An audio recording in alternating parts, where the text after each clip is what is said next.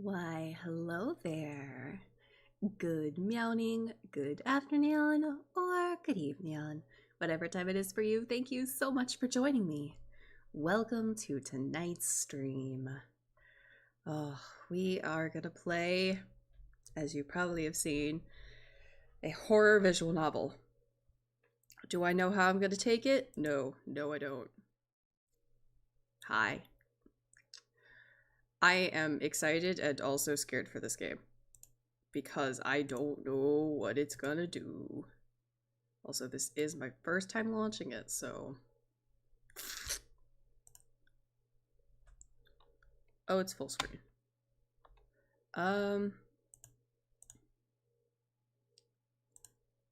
What if I do capture full screen?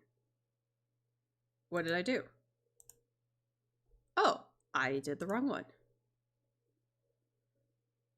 Oh. It contains offensive language, sexual themes, and violence. Please give me a different resolution.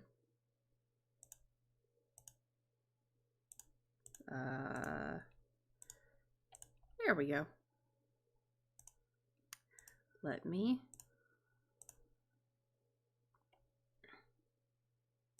You like it?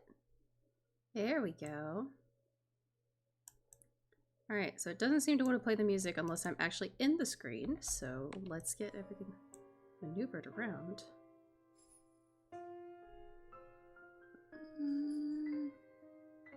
Yeah, that looks okay, volume-wise. Alright. Apply. Gameplay. Oh, yes, please run in the background. Oh, there's QuickTime events. Oh, uh-oh. Well, this could get interesting. This could get interesting. Let's go. Let's start. Let's... Jiminy Christmas!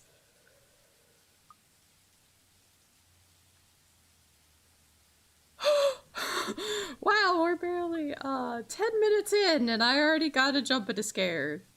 Alright. And of course I misread that as the Ermengarde mansion. Okay, let's just show our age here, Prince. The Ermengarde mansion. It was built for Lord William and Lady Elizabeth Ermengarde. No!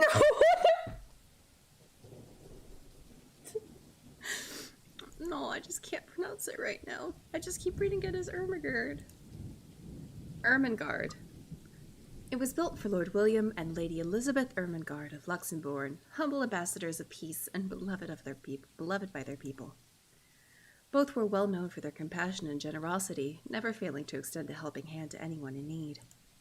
Under their influence and wealth, what was once a small, sleepy village grew to a prosperous and bustling town. However, the seasons of joy eventually ended when the good nobles perished at the hands of a great plague. Oh. Their riches and legacy were henceforth passed on to their only child, Lady Charlotte Ermengarde. The mansion has stood since the... No English here. No English here. It's not a reading stream. No, of course it isn't. The mansion has stood since the 1620s, a witness to a very long history of joy and pain. After Lady Charlotte committed suicide, the great house was eventually left uninhabited. We're just gonna brush right over that bombshell, alright? And that's what it... It's a fucking sound effect, Prince. Don't get fucking jump scared. And that's when it began. Surrounding villagers spoke of seeing and hearing unearthly things, of cries and howls that filled the night, and hearsay of a mysterious woman roaming the hollowed halls aimlessly. People who dared enter its walls were simply never heard from again. Even after 400 years, these stories remain, much like the house itself. Whispers about the once great house, its legend and its curse, still fall upon the villagers' ears. Did this technically take place last year? I'm gonna laugh if it was in 2020. In spite of this, the current owners are convinced that these stories are nothing more than a hoax. With little regard for the truth, they had Briar Realty Corporation place the property back on sale. Like Pandora's box, the secrets that lie inside await to be discovered by brave souls, called realtors. No matter what happens, take care not to be consumed by the curse. That is, Oh.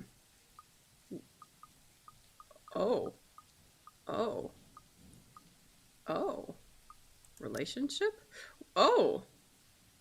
Hello? Hello? Huh. I just clicked the same thing again. Branching tree. Oh, no. I do not want to see spoilers, please. I was just clicking on the menu items. Alright, let's go. Good luck. Thanks, I'm gonna need it. Isabella. Except... Hello? Oh, God. Isabella, are you there? Where are you? Are we British? Are we British? I'm not British, I'm sorry. I'm sorry. I don't have a convincing British accent. My coworker laughed at me when I did a British accent. But that's also because she's British, so I don't think she appreciated it. Alright. At least Oh. There'll be very little voice acting then. A familiar, jittery voice comes from the other end. Oh, hey Rose. I'm at St. Goretti High. What's the matter? I'm American. That's a very American accent. Also, we're in high school, I guess? Interesting. Oh, journal. Undiscovered. Why does that say help, help, help, help, help, help, help, help, help? I would like to know what is up with that. Oh. Oh, okay. Isabella, we're 26? What are we doing in the high school? Dude, 3 years from now, I would not enter my high school. The physical high school I went to, I would not enter that place. 5'3" are... Oh, we're an estate agent. Gotcha. Yeah, that would be why. Fine arts undergraduate. Hey, I technically have a bachelor's of arts. Technically, as in... Yeah, no, it's a arts. What was my own degree? The third child among 7. Shiminy Christmas. Daughter of a laundry woman and a jeepney driver? What is a jeepney? Hold, please, as I open up the Googles. Excuse me, I would like to Googles. What is a jeepney? It's a it's a Filipino car. Okay, interesting. She went to a public school and was an average student, but took to art easily.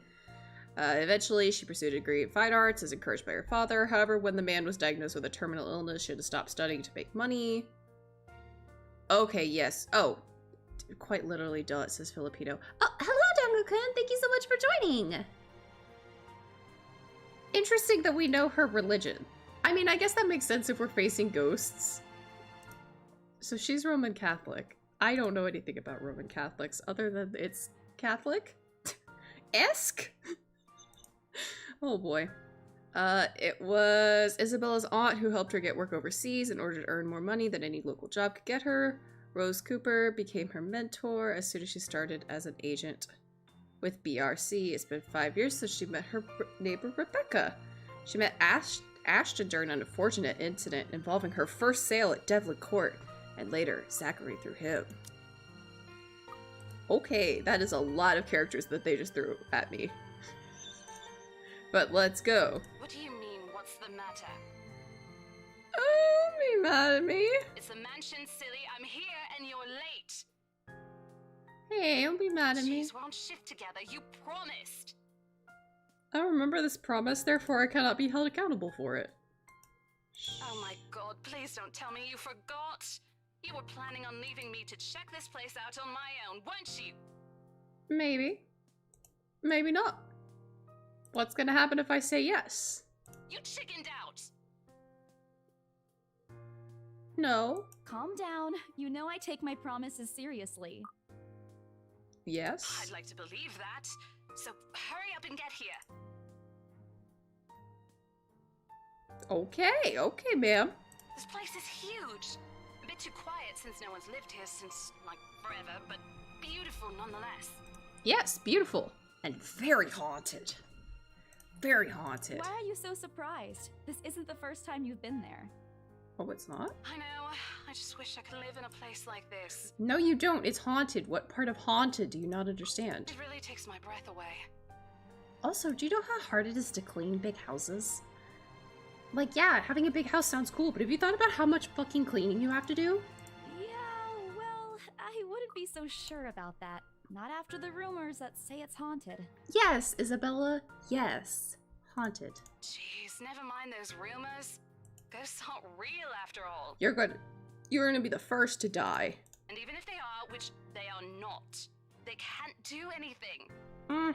They're nothing but spirits. You don't know that. They might be listening or watching right now, and they might not be happy with you enough to curse you. Well, Isabella definitely believes in ghosts. No offense, sweetie, but that's a bit of a stretch. It's not. Believe it or not, it's better to be careful. Right. You know, not every property we sell will end up with a dead body stuffed in a sofa. Pardon? Is that a saying you have, or is that something that happened? And I think that mansion is where we'll likely find another one. I can feel it. What do you mean, another one? Another one? I guess, is that the Devlin Court incident that it mentioned before, that we found a dead body at a couch? That was one time, Isabella. Loosen up. I mean, one time finding a dead body is one time too many. Wait, just get here ASAP, please. I'm getting bored being here on my own. Fine, fine. Let me just finish up here. I'll be right there soon. Okay, see you. Bye. Bye! She hangs up before I can respond. Rose, still charming as ever. Who was that? Nobody? I look up from my phone to see Rebecca. Becca, giving me a questioning look. Hello, are you Live 2D too? Oh, that? It's just Rose. The one who trained you. That's it? That's it? Okay, there will still be some voice acting apparently. The one who trained you for your job back when you started? You're working together again? Really interesting animation. Just for this property. We've been scoping out that big mansion down Anselm Village after the renovations. Today's sort of its grand opening to the public. The RC wants to give it one last check before we let potential buyers tour it this afternoon. Yeah, one last check to make sure it's not haunted. Hold on. Is this the same mansion you've been telling everyone about? That was an interesting animation move, and your voice does not match to your lines, but you know what? We'll deal. Wait, mansion? That big spooky one you've been telling everyone about? Didn't you keep saying how it just gave you the creeps? You actually went there? And you're going back? Well, I did promise Rose I wouldn't ditch her. This promise is gonna get us killed. And besides, a job is a job. Gotta do what you gotta do to make a living. Yup. As soon as those words leave my mouth, Becca lets out a soft chuckle. What's so funny? Nothing. It's just that I didn't expect you to say that. Coming from you, it sounds so out of character. Pardon? I mean, no offense, but you've been freaking out ever since you got assigned to it. I mean, yes, but that doesn't mean I can't swallow my freak. I didn't think about how that sounded as it was coming out of my mouth. Doesn't mean I can't swallow how I'm feeling. I honestly thought you'd back out. Yeah. Not all the time. I could really use a huge amount of cash right now, and this is just the fastest way to get it. I mean, yes, real estate agents can make a lot of money, but also, you spend a whole lot of goddamn money to make that money. I would know. I'm very intimately aware of how fucking real estate agents do their work. Plus, listen to this. Briar Realty wants it sold as soon as possible, and the agent who lands the deal is going to get a huge bonus. Yep, they're like, get this haunted property, get this insurance, liability off. They never give bonuses like that. Getting that would make life so much easier. Yeah. They're desperate, I'm desperate, it's perfect. Desperate plus desperate is never what I would consider perfect, but you know what? Okay, Isabella. A sympathetic look crosses her face. You know, if you're really in urgent need of money, you could have just asked me. Yeah. Or Ashton. Yeah. We can always let you borrow, and you can pay us back whenever. Yeah, Rebecca. We do know Rebecca. Rose is not here, which contributes to my feeling that she will die. I have to keep myself from groaning out loud. In the years I've known her, I can already tell what to expect when she has that expression. Becca! I've noticed that you've been living off instant noodles these past few weeks. Yes. She crosses her arms and grimaces at the thought. Her voice slightly rises as she begins to scold me. Instantly, I'm reminded why Becca excels at teaching boisterous teenagers. That's why we're at school. She's a teacher. Stop eating junk! They're cheap, but they're not good for you. Yeah, you know what else is not good for me? The stress you give me. You'll definitely end up in the hospital if you keep at it. Yes. Maybe I'll meet a hot doctor. I feel like you're not my mom is a bad answer, so we're gonna say I eat other things too. Hey! I eat other things too. Oh, hey! My relationship with Rebecca went up. Good job, Prince. We chose the right answer. I fold my arms across my chest, mimicking her posture, giving her the best frown I can muster. The same one I'd use with my younger siblings when they were being difficult. Instead, she only raises an eyebrow at me. That's not going to work on me. And I saw it when you were cleaning your flat last week.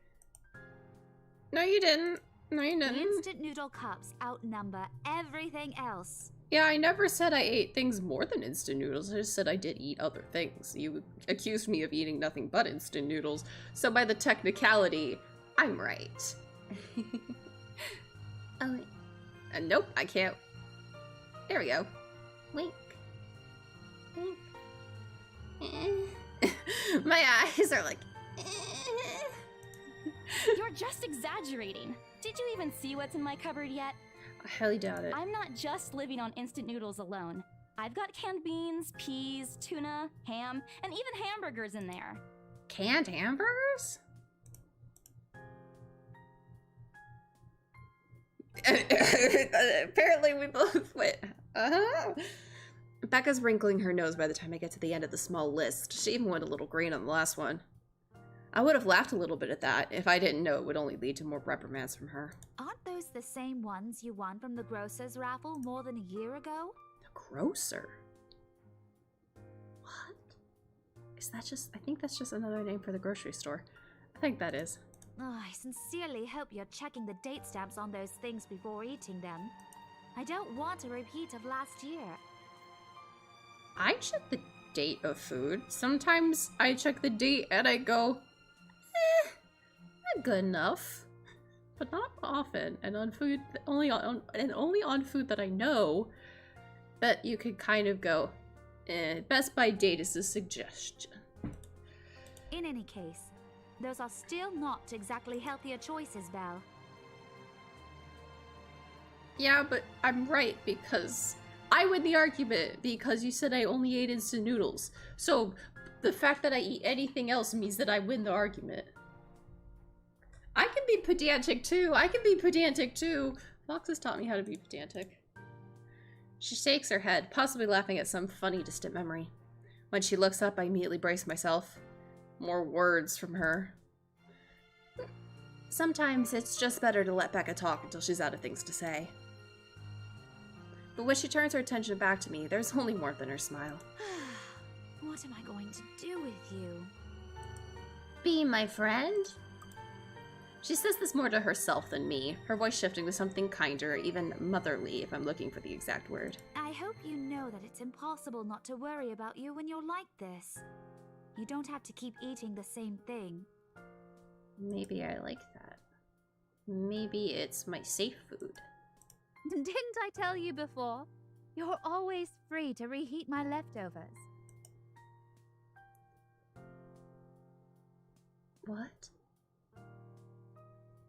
I mean, maybe this is I'm trying to think, do I know anybody who would be like, yeah, come in my house, take food from my fridge? No, if I had someone who did that, I'd be like, what are you doing in my goddamn fridge? That's mine! Thanks, Becca.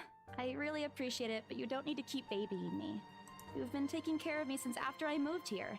You have to take a break sometime. Apparently not, if we're gonna just, like, die of malnutrition. And before you ask again, no. You know I'm not a fan of borrowing money. Well, yeah, you can be not a fan of it, but sometimes when the choice is borrow money which you don't like or starve, you know, the consequences of your actions can bite you in the ass. And I'm not going to ask you to give me what you earned hard for yourself. Yeah. You and your pride. But suit yourself. Yes. The offer stays on the table, though. No. I nod in response, if only to get her to drop the topic. But I'm pretty certain I'll never take that offer. Ever. It has nothing to do with pride. I've simply seen plenty of times how friendships can take a turn for the worse just because of a few unpaid debts. Yeah. I don't want something like that happening between me and Becca. We may argue about a lot of small, petty things, but she always feels like a real sister to me. I don't want to lose that friendship over something so trivial. Becca's movements when she takes a quick glance at something behind me snaps me out of my thoughts. Well, enough chit-chat. Lunch is ending, and my students will be back any minute. Okay, I almost said what school lets you have visitors over for lunch, and then I remembered that this is likely not America, which has a lot of very strict security rules about people coming into schools. We can catch up later. Yes. Good luck with your clients. You better treat us to lunch or something if you get that sale. You know You it. bet! Yeah. With a small smile, she returns to her desk and begins sifting through the pages of a rather thick history book. She's probably working on next week's lesson plan. Or trying, at least. Her eyes are distant. She doesn't seem too attentive to whatever's on the page. As if she heard my thoughts, Becca starts coughing heavily, her hand hastily going to her mouth to stifle the sounds. Oh no.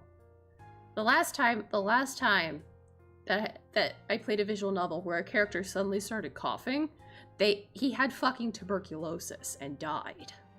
Like, the sudden coughing is just never a good sign. This is precisely why I followed her here.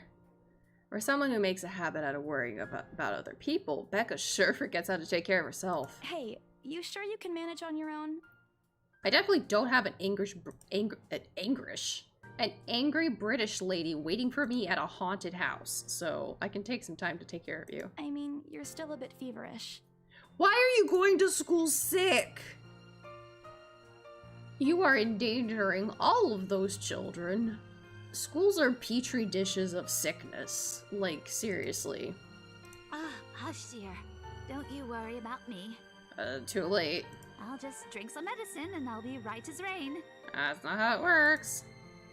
I level her with a flat look. She's had a cold for a couple of days now. Something about the strange weather not agreeing with her lately. And despite my advice to take the week off and rest, I found her apartment empty when I dropped by this morning. She even left the medicine her doctor prescribed. Look who's being stubborn now. You shouldn't even be working right now. Exactly. What if you get a child sick? Seriously, you big baby. I'll be fine. For now, just go to work and stop making that Rose girl wait for you. Yes, the angry British lady. We should not make the angry British lady get any angrier. I'll call you if I still feel bad, and you can come pick me up if it makes you feel any better. Probably.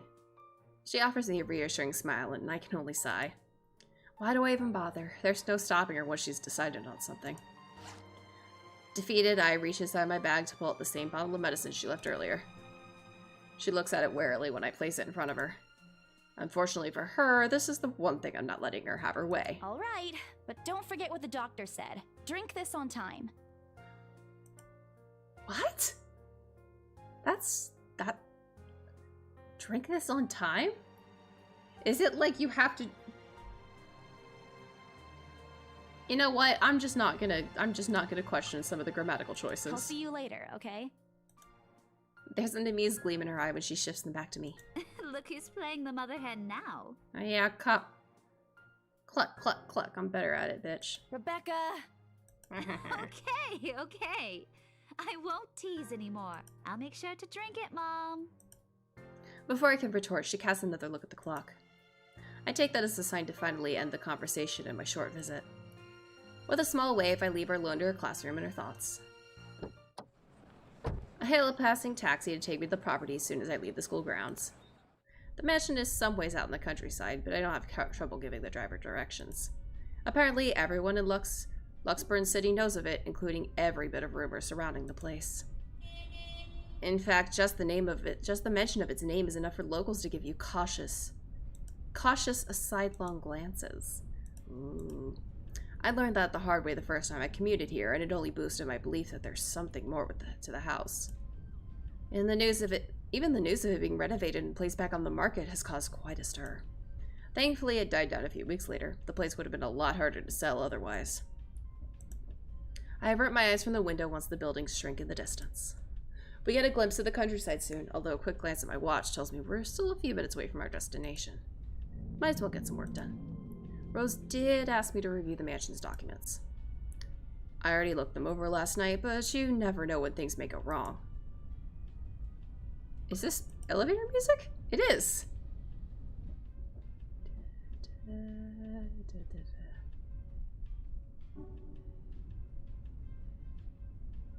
This is elevator. Ah! I got so distracted by the elevator business. Life has a way of messing things up like that. Halfway through reading the papers, my phone rings again.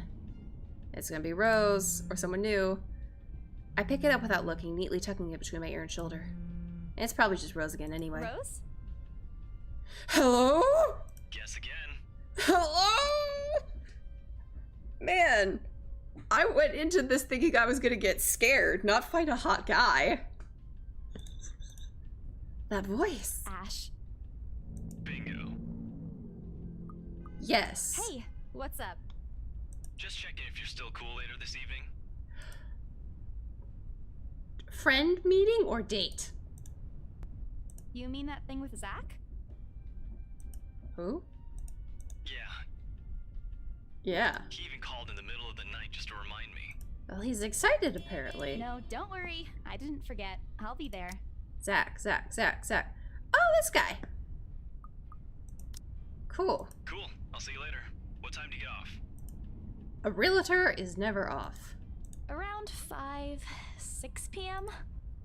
I don't know. I gotta check out a haunted It's house. the first day of the Ermengarde Mansion's open house, and we're expecting quite a number of potential buyers. I'll be booked the whole afternoon. Yes, Ermengarde. Not Ermengarde. Oh god, I'm so sorry. The name of the house is just fucking taking me for a ride. Ermengarde Mansion? Yes, please don't tell me we've never had this conversation You know, before. the big Jacobean mansion at Anselm Village? I'm on my way there right now, actually. On your own? Yes! Yeah, well, Rose is already there, but yeah. I see. Looks like the scaredy cat finally toughened up. I will bite your tongue. Shut up! Ew. My teeth, your tongue, yum yum yum. Ash chuckles, and I can't help but roll my eyes upon hearing it. I'll see you later. Drop me a call when you're done. I'll see if I can pick you up. Ashhole, amazing. Whatever. Bye. Stupid Ashhole, always teasing me whenever he sees a chance. I'll show him who's tough.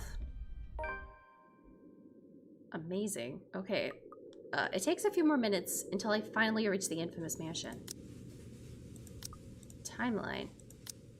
Oh, before going to the Ermengarde Mansion, Isabella Santos dropped by St. Goretti High School to check on Rebecca Gales. The former reminded the latter to take her flu medicine before leaving. On the way to the mansion, Isabella received a phone call from Ashton Frey, reminding her of Zachary Steele's movie premiere that night. A movie? Ooh. Alright. I have to admit, the entire property does look wonderful from the outside. Yet, despite all of this, it does nothing to hide that something is just wrong. The surrounding area is unusually silent, and only the rustling of the leaves can be heard as the occasional breeze passes. While Anselm Village is just a few miles away, everybody keeps their distance on purpose. Perhaps out of fear, the horror of falling under the mansion's curse. Somehow it makes me feel sad. The lack of immediate human presence just makes this place all the more eerie than it has any right to be. If it's uncanny in broad daylight, I can't imagine how this place looks at night. Are you planning to go inside that place, Missy? I'm trying to place the accent. I don't know if it's like British New York. Yes. The voice nearly makes me jump out of my skin. Without completely taking my eyes away from the house, I give the driver a confused nod. A beat passes while I wait for him to say more, but his only answer is a non-committal hum. Belatedly, it occurs to me that he must have been waiting for my payment. I mentally slap myself for spacing out and promptly hand him the fare with an apologetic look. I expected him to leave as soon as I paid, but there's a hesitant expression on him, as if something hasn't been said yet. Is there something wrong? He's gonna tell you not to go in the house. Look, Missy, I'm sure you've heard what the people are telling everyone about that place. Yeah, don't go in. Nobody likes to be disturbed when they're at peace. And I'm pretty sure whatever they say is in that house doesn't want to either. Yup. I admit they did a good job fixing it up, but there must have been a reason why even distant relatives of the family who used to own the house never lived in there despite inheriting it. Ooh. No wonder they wanted to get rid of it. Maybe they just didn't like it? No. You never know. Isabella, you are talking yourself out of things. He drives off after, but what he said has left a foreboding feeling in my gut. I breathe out a heavy sigh as I approach the house. After hearing enough of the rumors, I should have expected the conversation to take that turn. But I'm already here. Backing out is completely out of the question. It's not like I have a choice anyway. If I want to get that bonus in commission, one way or another, I've got to sell this property. The door is ajar when I get to it. However, when my own copy of the keys dangle uselessly in my hand. Rose must have left it open when she arrived. That's weird. We may be the only people here this early, but I've never known her as someone careless. They left up all of the weird paintings? I like this man. Entering what greets me inside leaves me gaping. They've cleaned every corner, waxed the floor, dusted the antiques, searched every nook, cranny, and crevice, and made it spick and span. Yes, that they have. Also, that chandelier is tilting. Or swaying. All for the sake of making the mansion more enticing to the modern-day lords and ladies. But no matter how hard they try, the mansion still looks as soulless as ever. As though it's going to eat you alive. If you ask me, they should have just listened to what other people have been telling them and leave this place alone. Some things in this world are better left alone, never to be disturbed again. Well, it's interesting that they've got the animation of the light. As if, like, clouds are going past. Rose? She's dead, she's dead, she's dead. I call out. Rose, I'm here. Where are you? My voice echoes softly through the hallways. Oh, who am I kidding? In a place this big, I don't think she'll hear me no matter how deafening the silence is. She could be all the way on the other side of the property for all I know. Quickly, I reach for my phone and dial her number. She's not gonna pick up, but... The number you have dialed has not been recognized. Please check and try again. Excuse me? What do you mean has not been recognized? What? I've heard is not able to be reached and is not in service. But never has not been recognized. We were just talking a while ago. It's not like she was eaten by the house, right? Right? Or maybe the ghost did hear us talking and spirited her away, right? Right? No, Isabella, don't be ridiculous. She probably just wandered deeper into the house and lost signal or something. I dial her number again, hoping the call will connect this time. The number you have dialed has not been recognized. but to no avail. Alright, cool. Already starting with the spooks. Oh boy. I have a very bad feeling about this. Rose? If you can hear me, please come out.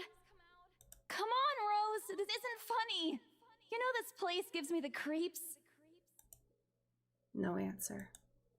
This isn't gonna work. The place is big. She could be anywhere. I need to start looking for her. I take a deep breath before venturing deeper into the mansion. Oh? Taking a couple steps forward, I notice something move above the grand staircase. What the hell? Rose? Rose, is that you? Not funny! I'm leaving you if you don't come out! Not coming out, huh? Fine, I'm going. Okay, that's a lie. She's my friend. I can't really leave until I know she's alright. Growing desperate, I try to contact her number again. Come on, please give me something. Please, Lord. Yes, finally. Hello? Hello? Rose, I'm here at the mansion. Uh-oh. It's not going to be her on the other end of the line, is it? It's very much not going to be her. Where the hell are you? Yep. Rose is dead. Rose is dead. I'm gonna bet it on my head. Rhyming's hard. She doesn't respond. There's also heavy static coming from her side. I sincerely hope it doesn't cut off again before I get any answer from her. Rose, come on. Where are you? A few moments pass until the static eventually starts to quiet down. I'm sick.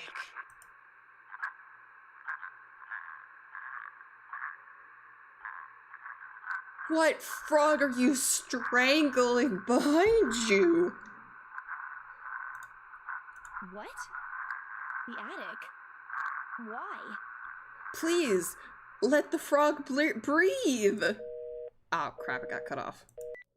Man, do I really need to go there? With how deep inside the mansion the attic is, there's barely any signal there. No wonder I can't contact her. Uh-huh. God, this is giving me Phasmo vibes, but like the Phasmo vibes from when I was sent in the house to hide and lose sanity, so. But why is she there?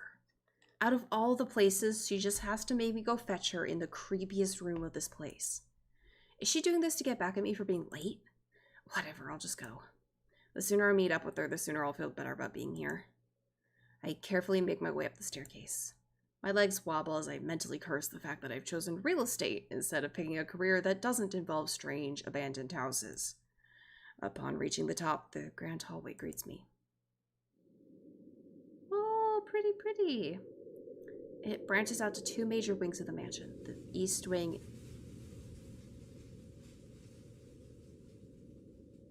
Hello? East wing and the west wing. There are two attics here, one on each side. But the east one has been converted to a storage room of sorts, and somehow I find it least likely for Rose to wander there by herself. Besides, she never did like going into stuffy storage rooms. So I head towards the west wing first, where a simple wooden door at the end of the hall opens to a small room. Inside is another set of steps leading to the second attic. Unlike the grand staircase, though, the stairs to the attic are steep and narrow, made of old stones and covered with a thick coating of dust that kicks up into the air with every step. They certainly only cleaned the front of the house. Thank God it's still daytime. If it wasn't for the light streaming through the door behind me, I might easily stumble and fall. With how old the place is, there are no lighting fixtures to illuminate the cramped passage up. Why they didn't bother to add one here when they renovated escapes me. Sheesh, they did it with the rest of the house. A small bedroom welcomes me at the end. It looks exactly as it did since the last time I've been here. Full of dust, worn out, and faded by time. Also, can you tell whatever lady is, like, freaking out to calm herself?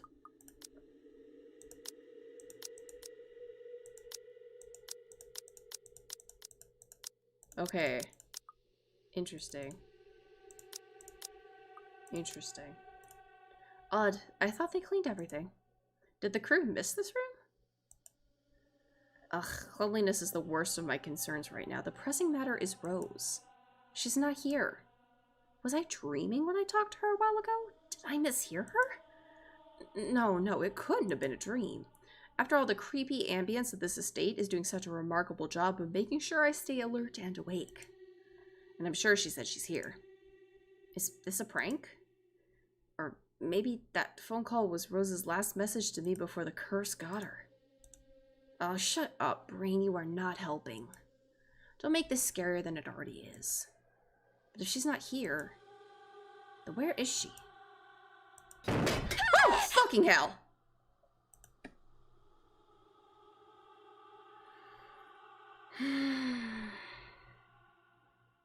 Wonderful. Wonderful. Wonderful! I'm getting fucking jump scared by a fucking visual novel! What the hell was that? That's it, I can't do this anymore. I'm leaving.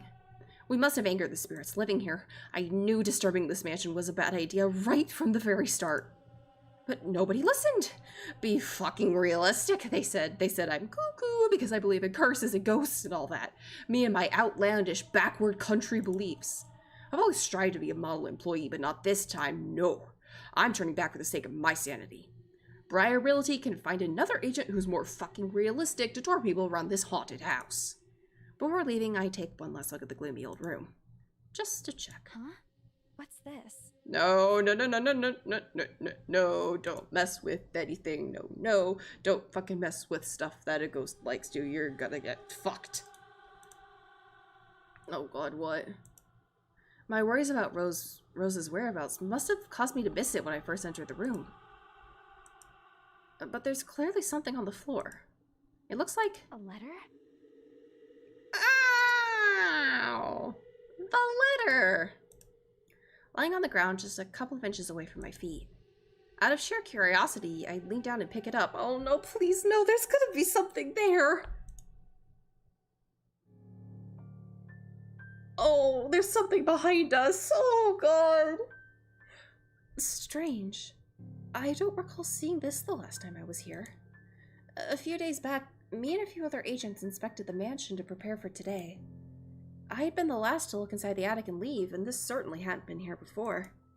Someone must have left it in this room since then. Did Rose leave this for me? Oh no, I don't like it. I don't like it. Oh. Was she here a while ago? I couldn't have missed her though, could I? There's only one set of stairs leading to the attic. The letter isn't exactly in pristine condition. In fact, it looks rather ancient. The paper's so thin and rough, I'm worried it'll fall apart if I so much as touch it. Oh shit, it's gonna be what was in the journal. But with great care, I open it and what I read shakes me to the core. Yep, help me. What? Oh my god. Nothing but the words "help me" fill the page, all of it seemingly written with a crimson shaded pen. Or blood. I gulp. The same phrase just goes on and on and on until... Oh no! Oh, I don't like it! Send this to 5 people or... We got 1600s chainmail! Oh my god. Oh my god. No, that fucking gave me a that just fucking gave me a flashback to fucking middle school. Fucking middle school. That was when I last saw chain letters. Or chain texts. It was, I never got them. Because I didn't exchange my number with anybody. I had my phone to contact my parents when I was done with school. But, ooh, man, okay. Why is this, why did we find a chain letter? Send this to 5 people or else. Or else what? Yeah, they kind of left that part blank. Usually there's like a send this to 5 people or she'll appear in your bedroom. Like stuff like, this is the story of the little girl without a face. Ba-da-da-ba-ba, and she had no face.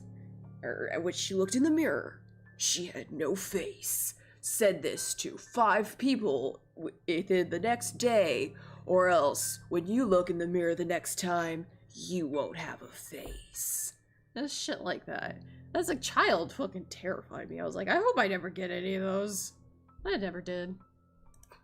Or else what? Take a fucking wild guess. They left it pretty open. It could be anything from, you'll get a puppy to you'll fucking be murdered. As quickly as I can, I scan the back of the paper and peek into the envelope to make sure I'm not missing out on a second page. But there's nothing. No. Oh, please, no. Yeah, this kind of fucking sucks for you, Isabella. My hands tremble as dread creeps over me. The room is suddenly getting colder. Oh! I don't like that. I need to get out of here. Folding the paper in half, the sight that greets me next has me frozen on the spot. Is it a ghost or is it our dead friend? Ah! Oh, fucking hell! It's just a fucking picture! Prince! It's okay! A pair of blood-soaked feet enters my field of vision, covered in gaping wounds, with skin eaten away to reveal flesh, bone, and all manner of things one isn't meant to see. Oh, it's too much. All of it is too much. I want to cry, call for help, but the words catch in my throat. Even my feet won't move, completely paralyzed out of terror. Lord, please help me. God, I'm saving. Did I save? I saved. This feels fucking stupid. Why the fuck would I look up? Close my eyes and pray, because at least if I die, I don't want to see it. I shut my eyes tight, muttering fervent prayers under my breath. Our Father, who art in heaven, hallowed be thy name. That's the only part of the that's the only part of the prayer I know.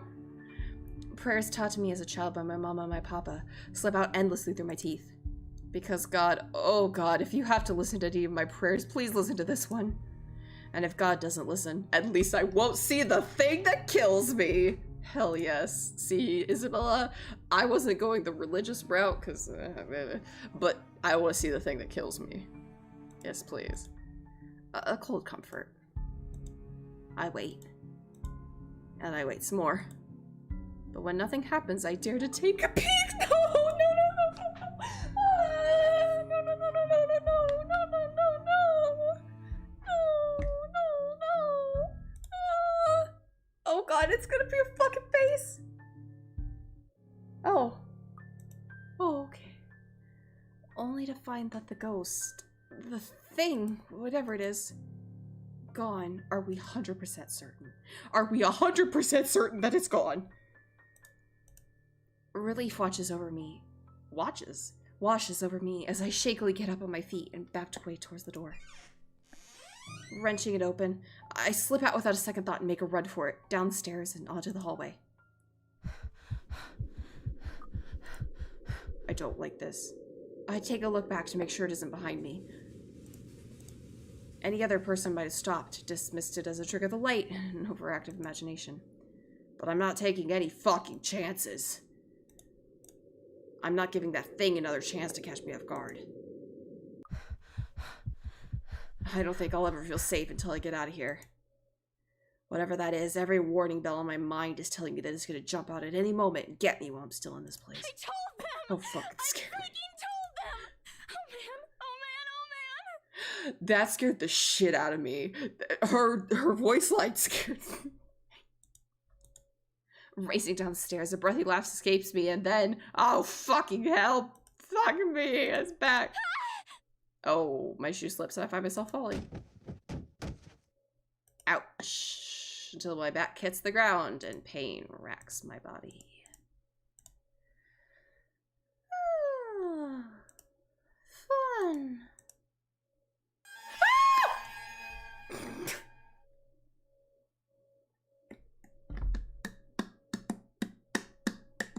Ah!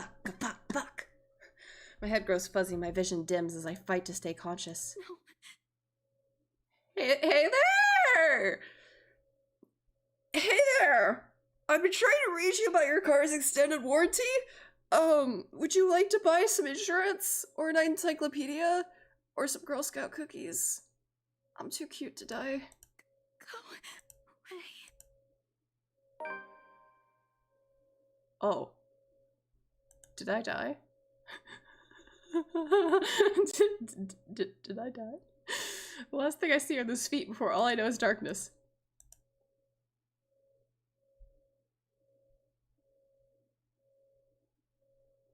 Did I die? Excuse me? Oh, okay, okay. Okay, we're alive. I was gonna laugh if I fucking failed the first choice. A buzz breaks the silence. I start to rouse, pulled into consciousness against my own will. I've never felt this tired before. Can you stop speaking underwater, please? I just want to sleep, but the insistent buzzing, poking, and prodding isn't letting me. My old mattress may not be the comfiest of places, but that doesn't make me any more eager to wake up. No, incorrect. I still want backlog. Yes. 5 more minutes, Becca. I swat away what is nudging persistently at my side. Come on. Come on, can't I just get a few extra minutes of sleep today? I promise I'll work hard once I'm up. A hand lightly taps my cheek, and suddenly something cold is being pressed against the back of my head. The icy sensation slowly spreads throughout the area, giving me an uncomfortable feeling. Rose, you bitch! Isabella? Isabella? Gosh, can you hear me? Yes, no, I don't want to. Isabella? The fog immediately lifts from my mind the moment I recognize the voice, and my eyes snap open. There, looking at me, is Rose. Another woman loiters beside her, but my attention is too focused on my co-agent, and I've been asked why someone else is here with her. Rose's posture just screams worry, although she's keeping a straight face, or trying at least. I can't help but feel bad for making her fret. A wave of dizziness washes over me as soon as I get up, forcing me to lie back down again. Luckily, the feeling subsides after a few seconds, until only a mild throbbing somewhere at the back of my head remains. With a little assistance from Rose, I push myself upright. She hands me an ice pack and gestures for me to press it where I suspect a small bump has already formed, if the light ache in the area indicates anything. Alright, Isabella, where are we? The Ermengarde mansion. Why? Ow, my head. And the date today? October 21st? Rose. She's checking to see if you have a concussion. I've done this test a few times. Last one. Can you count to 15 in reverse order? 15, 14, 13, 12 teen. No, that's wrong. Why are we doing this? To see if you have a concussion! She's just checking if your injury is in any way serious. Yes, thank you. Someone knows what's going on. Are you Marianne? This time, I curiously regard the woman standing beside Rose. It's impossible to overlook with her what with the way she towers over us. And here I thought Rose is already tall. Who was she anyway? One of the remaining cleaning crews? But with how primly dressed she is, I don't think anyone would want to clean in a suit. An expensive suit at that. The gloves alone must have cost a fortune. Her eyes slowly shift between me and Rose, considering us with an almost unreadable expression, before finally fixing a sharp gaze on me. I can't help but fold my arms protectively over myself as she does so. She may be far from a cleaning crew, but she certainly looks like our supervisor during evaluation. Just do it, please. I eyed them both warily, but recite everything as she was asked. Rose releases a breath of relief once I'm done. You scared me for a moment there. I was about to call for an ambulance. Please don't, that's expensive. I have insurance, but it's not great. Are you alright? Exasperation soon replaces the dull ache. The memory's a little fuzzy, but the attic and... There was someone, Rose. In the attic. Someone? You mean a client? Oh, that's unlikely. It's probably just one of the cleaning crews. The boss sent a few of them back this morning for some last minute... No, not any of those. They're, I'm not actually sure. I hit my head very hard. Please don't Wait, didn't I call you? You said you were in the attic when you answered. That's why I went there in the first place.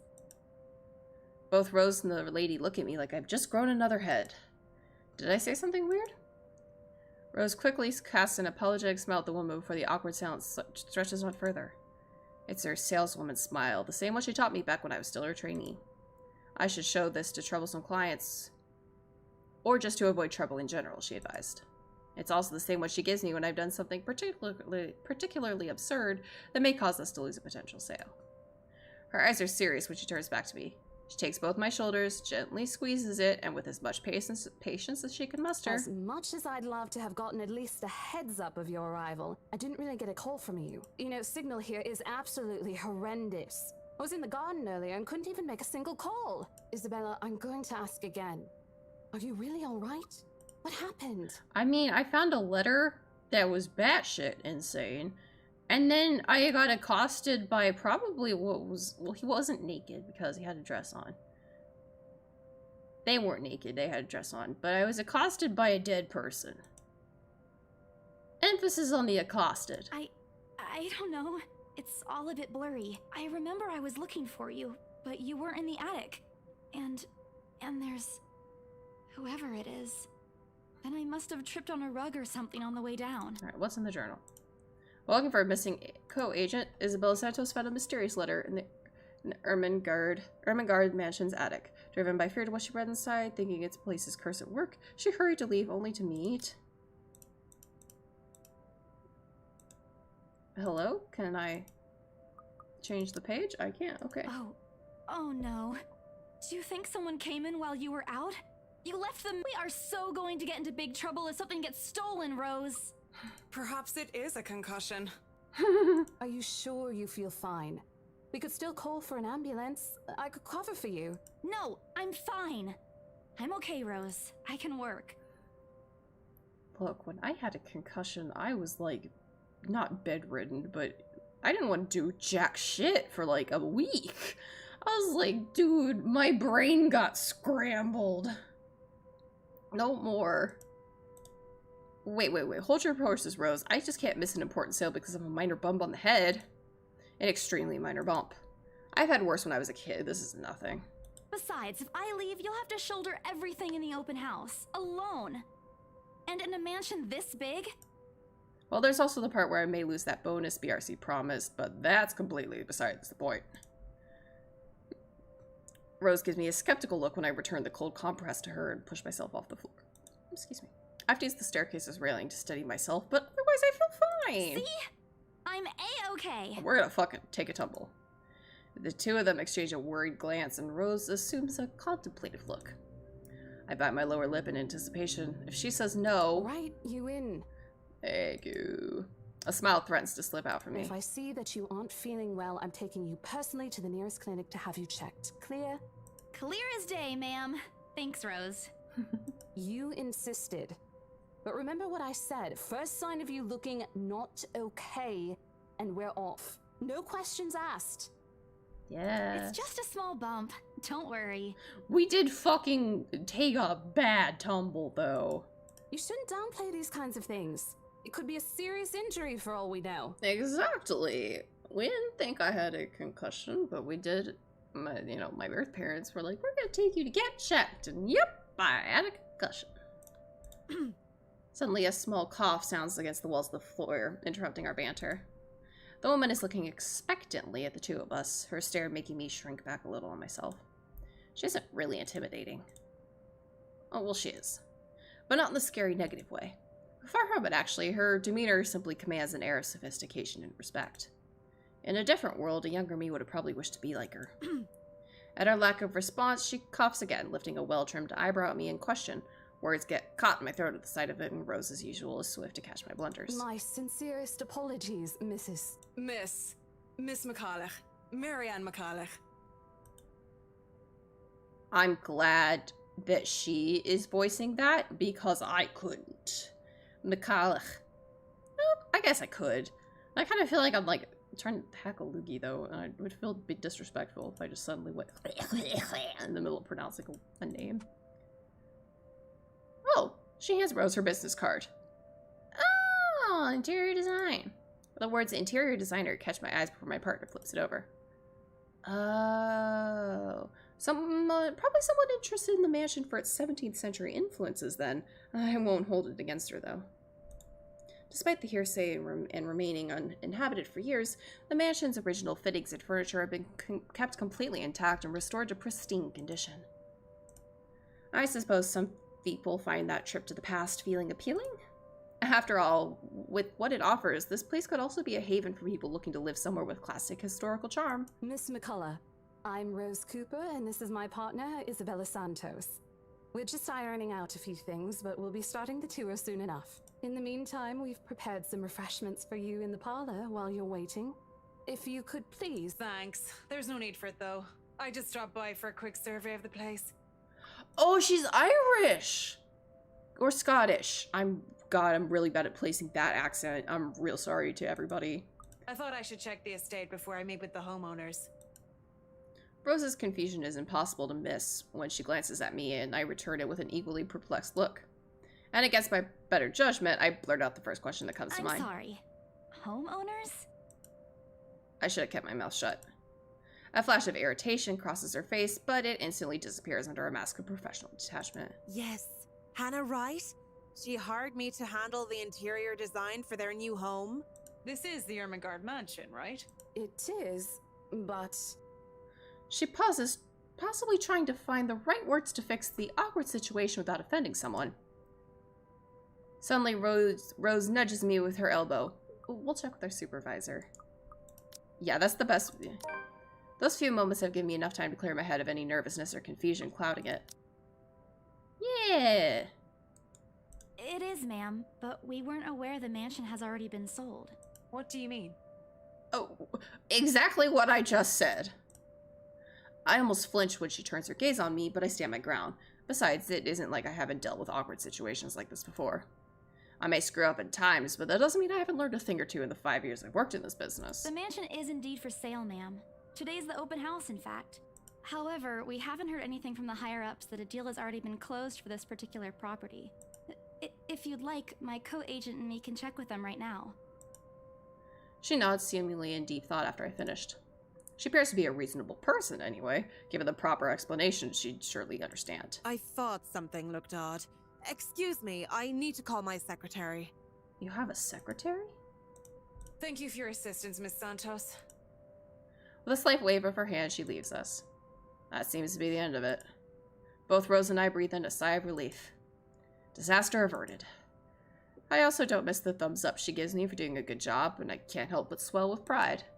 Still, I've already prepared myself to dial the number to our Luxembourg office and check, even if she didn't ask for it. I'll be very frustrated if for some reason something's already been decided without my or Rose's knowledge. That's a whole new level of unfair. We've been working hard on this. Moments later, Miss McCullough returns, looking a little frustrated, but with an apology clear at her face. I feel a little sorry for her having to go through all this trouble. There seems to have been a little misunderstanding with my client. If you'll allow it, I'd like to stay and wait for them here. I was informed they'll be dropping by for the open house today. I figured it'd be a waste to just leave after that long drive. I might as well meet him here. Yeah. Certainly. You can stay at the parlor in the meantime, ma'am. I'm sure it won't be long before our guests arrive. I'm glad she's not looking to buy the house after the fucking tumble I took. And, Isabella, I left a few documents in my car. You know where I keep those. Your car documents? Yes, obviously. Can you please get it for me?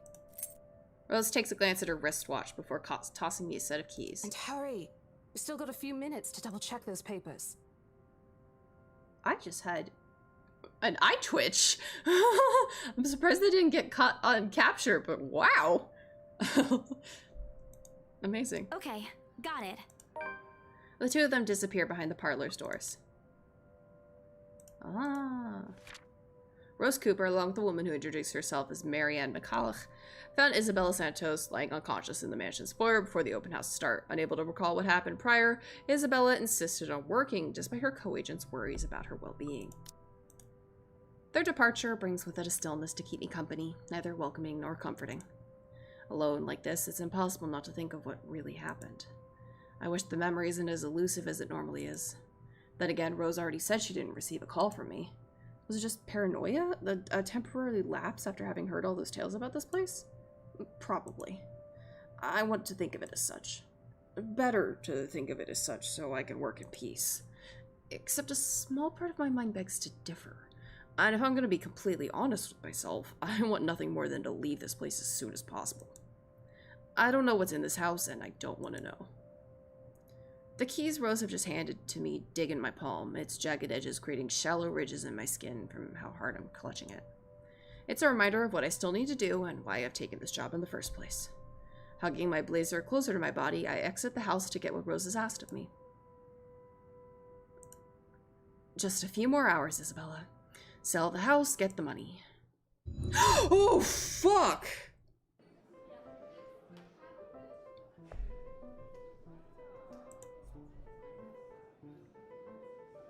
Fuck. A flock of people have already gathered in the mansion's front yard by the time we officially open the doors. I'm not sure whether I should feel baffled or underdressed standing in their presence.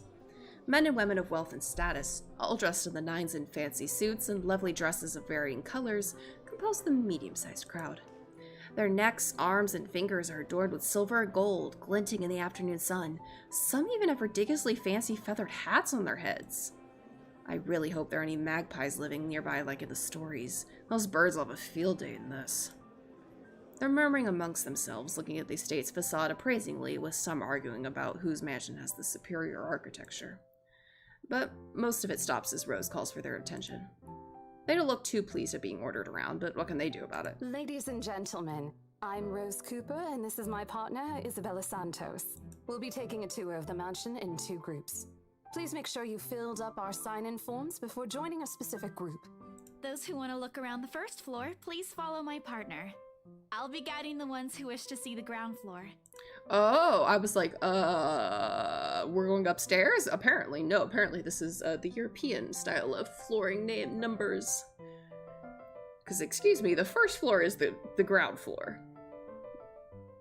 Literally, it's the first of the floors. That always trips me up with when they're like the first floor, but technically it's actually not the first floor, it's the second floor. Ugh, that always fucking... So what do you call 2-story houses then? Do you just call them 1-story houses? And this is like, what the fuck? What do you call a 1-story house? A ground house? I don't know why I got so really heated about that for a hot second. That's weird. Alright, moving on. Hearing this, a few wander to me. They're mostly old ladies who seem daunted at the idea of climbing all those stairs. Miss McCulloch also joins our group, but what really catches my eye is the elegantly dressed pair she approaches. Oh hey, it's Hannah and Luke. It's so nice to finally meet you. When Chief Inspector Lee mentioned that a famous interior designer is in town, I knew I had to get you. Oh, I already hate her.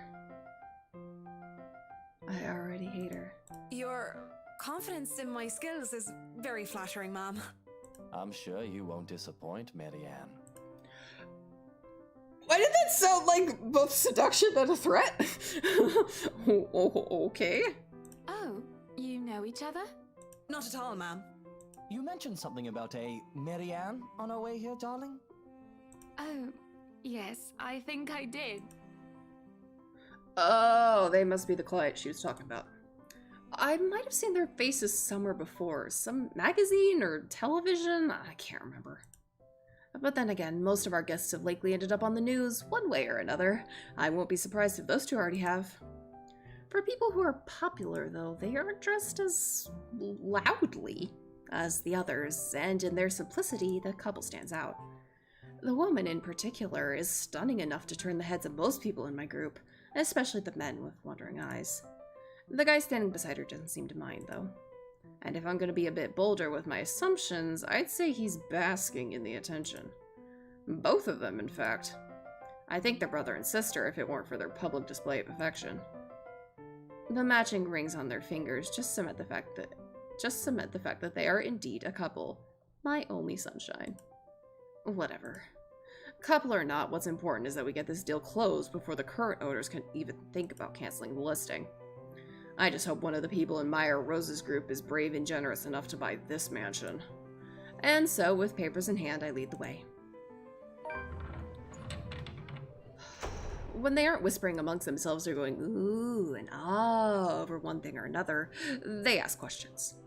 From how the restoration process went to the history of the place, I answer them all, more than happy to talk about the art pieces and architecture mostly. However, I'm careful not to mention anything about the urban legend. Not a good material for a sales talk, even if the entire population of Luxburn knows about it. I keep wanting to say Luxembourg, like the actual country. That's not what it is. Some of the furnishings here are actually the 17th century originals, all of which have undergone a painstaking restoration process just to return its original beauty. Amazing. Today marked the open house of the infamous Ermengarde Mansion, open to the public for the first time in years. Luxburn's most esteemed and prominent personalities gathered to catch a glimpse of the 17th century property, including I keep saying Luxembourg! Luxburn's most well-known couple, Luke and Hannah Wright. Yeah, it makes sense that they start out with the least amount of friendship. Even the glass thing. Colorful ones. Oh, I don't know, but you get the idea, I hope. What? The stained glass? Especially that one, ma'am. It is said to be a gift commissioned by the fiancé of Lady Charlotte Ermengarde. The mansion's current owners have specifically requested that the restoration crew take great care in handling it. Uh-huh. It's a priceless work of art and the most distinctive feature of the mansion. By the time I've stopped talking, her attention's already somewhere else. Isn't this place wonderful, darling? I told you it's not a total waste of your time. I don't know. Isn't it a bit too small? We might have to break a wall down to have more room. I mean, I guess if you own the house, you can do whatever the fuck you want with it, but... Well, I think it is just right. Don't you think so, Marianne? It is splendid, ma'am. Okay. But isn't it a little too early to make plans when no deal has been signed yet? Never mind that. It isn't going to be a problem. We've got a wonderful legal team to handle everything.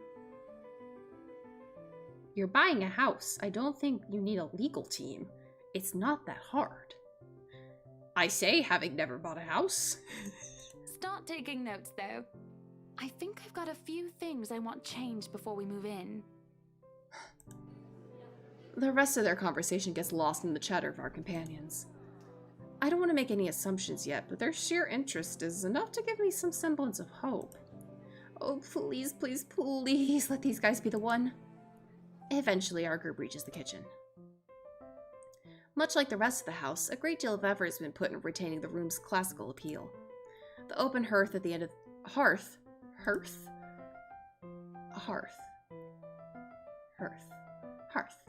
The open hearth at the end of the room in particular looks amazing, like the ones I've only seen in fairy tale books. And mad props to the cleaning crew. Seriously, after overhearing hundreds of their complaints about the soot and the tar staining the bricks and how much of a pain in the arse cleaning this will be, I still managed to pull this off. Or make it look presentable, at least. The highlight of the room, however, is what's underneath this hatch here. A wine cellar or bodies? Oh, don't say anything yet. An underground wine cellar. Yep. This is the first time the guy in gray speaks up. Mr. Luke Wright, my memory supplies from the forms they signed earlier. His sudden attentiveness catches me off guard. Since the start of the tour, only his wife has shown any form of genuine interest in this place.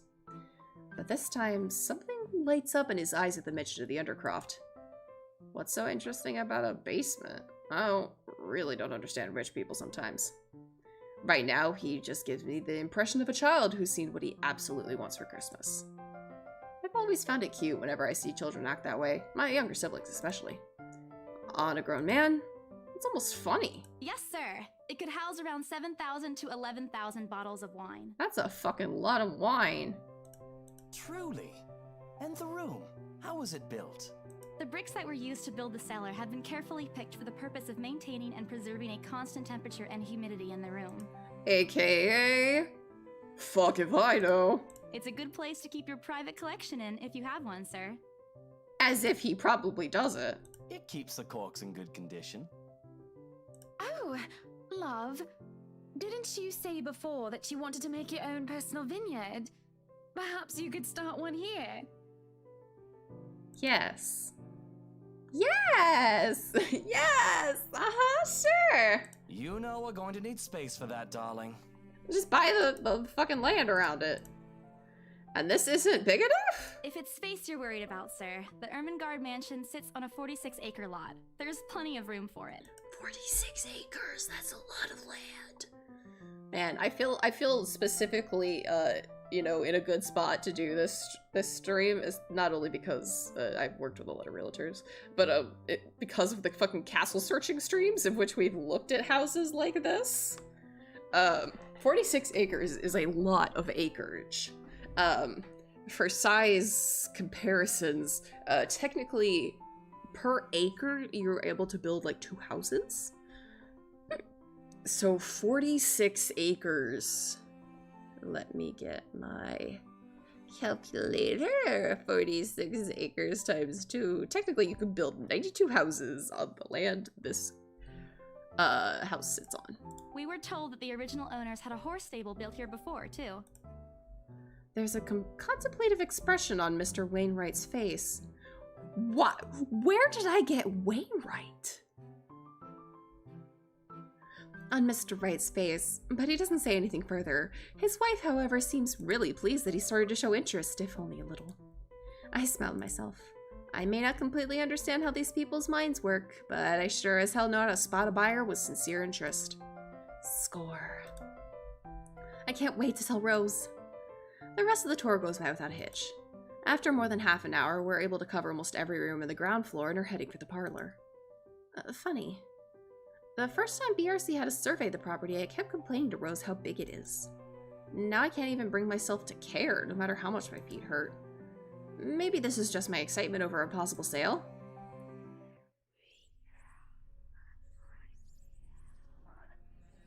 The fuck?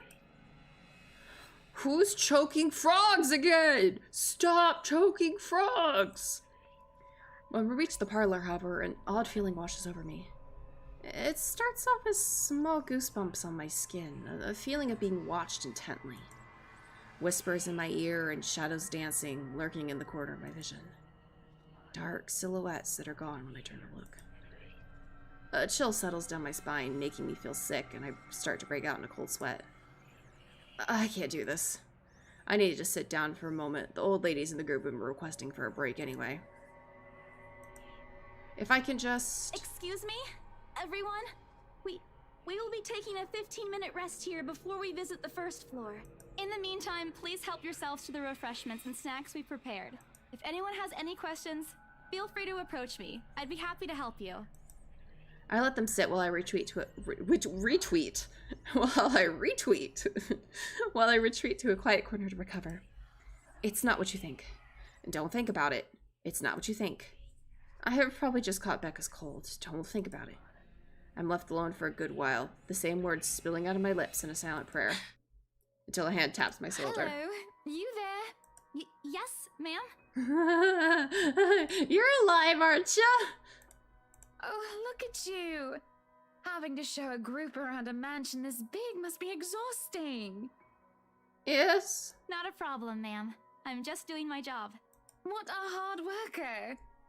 Anyway, Isabel, right? Isabella, actually. But yes, what can I help you with, ma'am, right? Please, just Hana. Call me Hana.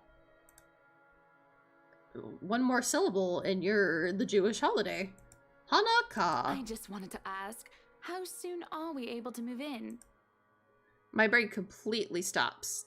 The sick feeling plaguing me is suddenly gone, replaced by utter bewilderment. Is this a joke?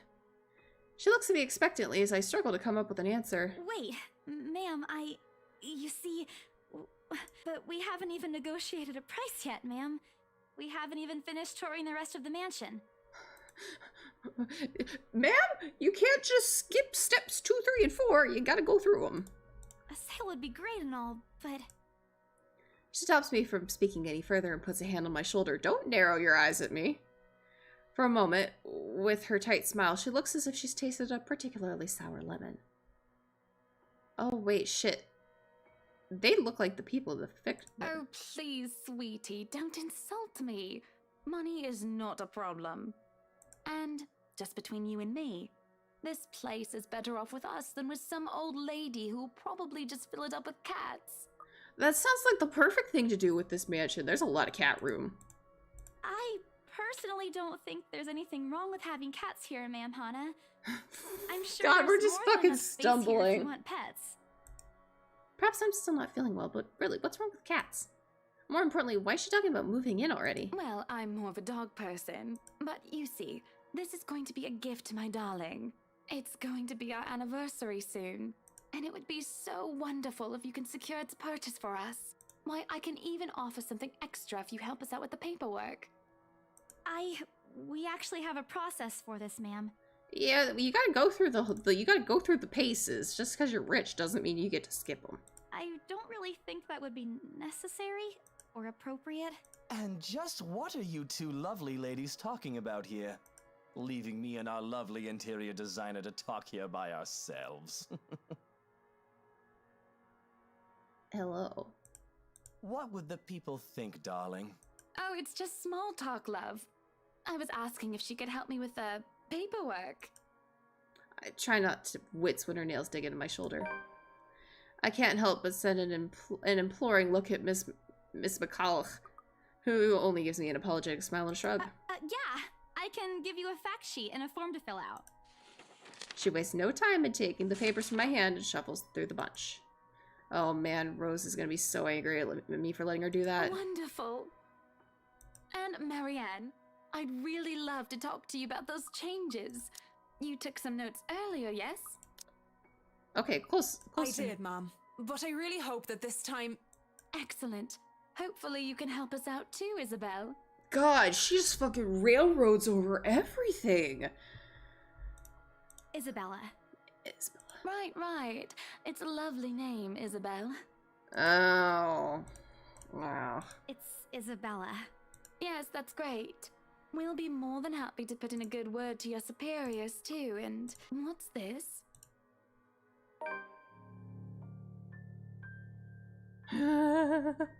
Uh-oh, they found the letter. A look of confusion and disgust appears on her face. Turning to her husband, he merely shrugs in reply. That's, an interesting work of art. Not to my taste, though. I'm sorry. Darling, Buttercup, art is a complete overstatement for this garbage. It looks like a cheap prop from a D-list horror film. Oh shit, the letter. Shush, love. Let the girl do what she pleases with, what do they call this? Oh, forget about it. At the very least, it's not as dreadful as the one art exhibit I was forced to attend last month. Oh. You should have seen it, Marianne.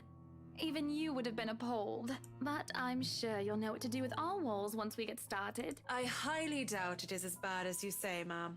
Nevertheless, you can be assured that my team will only pick whatever suits your tastes. Nothing of this chain letter sort, of course. It has to always work with a palette. Oh boy. I'm quite sure chain letters these days don't come in this form. It's my turn to be puzzled. What do they mean? Rose and I double-checked everything. Are the papers I handed not enough? I want to ask what I did wrong. I don't want to mess this up. But with the way Ma'am Hannah leading the conversation, I'm afraid that's exactly what will happen if I do interrupt her. That's good to hear. See, darling, isn't she an absolute delight to work with? I can't wait to see how this place will look when she's done with it. Oh, you don't have to tell me that, Buttercup.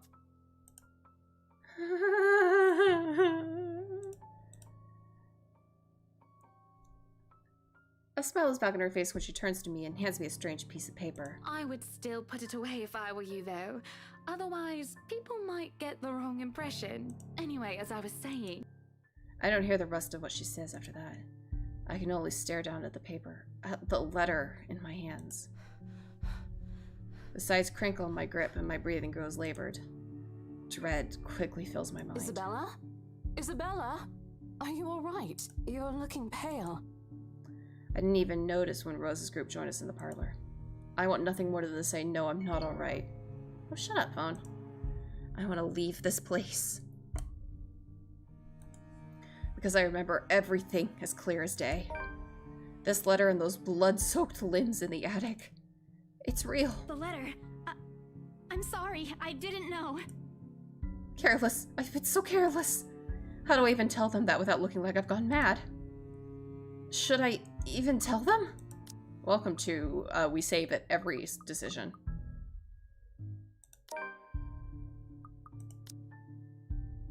Oh, that was a bad one. That was a bad one. Load. Shh. Rose, The words are stuck in my throat. I want to tell her, I really do. But is she gonna believe me? She already dismissed me earlier. It's a concussion, she said. It's not. There really is something in this house, in that attic, in that letter. It's going to go after us. Please believe me. Dear me. Is Isabella alright? Hannah's voice breaks through the haze beginning to cloud my mind. Rose is looking down on me, worry etched on her figure. Her features. I didn't even notice that when she removed the wrinkled paper from my hands and pushed me down to sit in a nearby chair. From the edge of my vision, I can also make out Miss McCall asking a passing food server for a glass of water. Through it all, Mr. Wright stands at the sidelines. Although curious, he appears more inclined to watch the scene than help. They're all as likely to believe me as Rose is. To everyone, whatever's in this house is just a hoax, a cautionary tale for children. Isabella, do you need me to call that ambulance?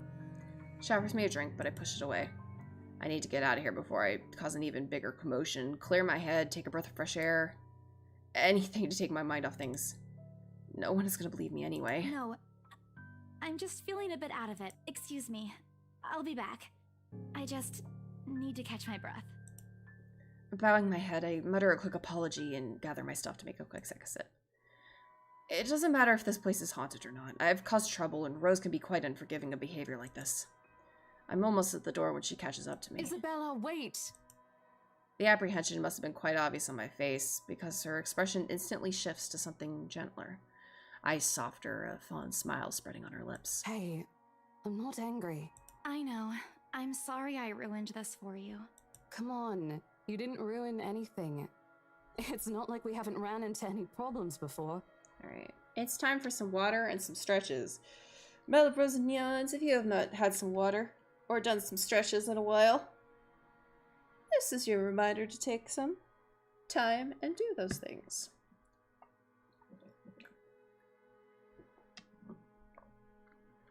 If we don't get a deal today, we can always try on a different day. And look. She hesitates, completely trailing off before shifting her gaze down to her hands, a small gesture to stall. Her fingers are fiddling with a piece of folded paper. It's that stupid letter again. My hands stiffen when she gives it back, but I take it nevertheless, more as an automatic response than any desire to have it back. I'll throw it away if I can. But I have this nagging feeling that one way or another, excuse me, it'll find its way back to me regardless of what I do about it. Rose, this is...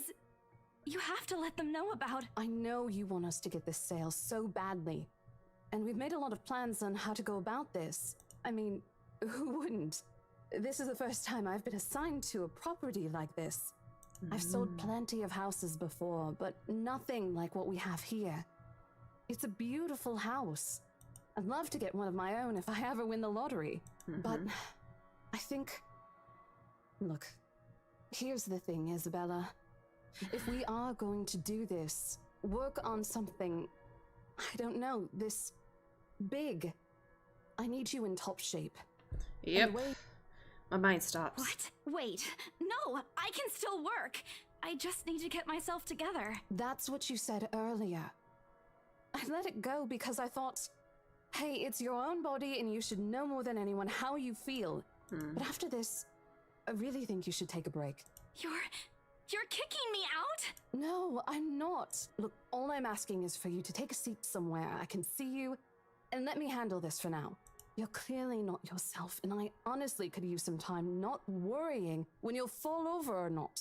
The day's not even over, and I'm already feeling the stress. Please, humor me just this once. She clasped her hands together in front of her eyes. In front of her, eyes pleading for understanding. And I do understand, to some extent. That doesn't mean I'll feel any less awful. Whether at myself, at the unlucky turn the situation has taken, or for her, I don't really know. I promise I'll give you a full report of what happens after. I'll even let you take the lead tomorrow. Fine. Okay. I'll step aside for now. You're upset. Yeah, obviously. A little, yeah, obviously. If it's any consolation, I won't tell the boss about today. You know how he is. Please don't. I don't want a repeat of the lecture I got during my first assignment. He called me a noob, and I don't even know what that means. At the memory, we both burst into helpless giggles, earning us strange looks from the guests milling about the door. I can't imagine your boss calling you a noob. Like, I can hear it, like, being like, you're just a newbie. But why would you shorten it just to noob? Unless your boss is a gamer.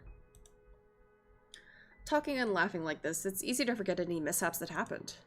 Little things you learn to appreciate, I guess. So, are we good? I'm still not okay with it, but Rose has a point. It's better for me to step out of this one for now. I won't be able to help you anyways if I keep getting distracted like this. Maybe I'll just take a walk outside or something while I wait for you to wrap things up.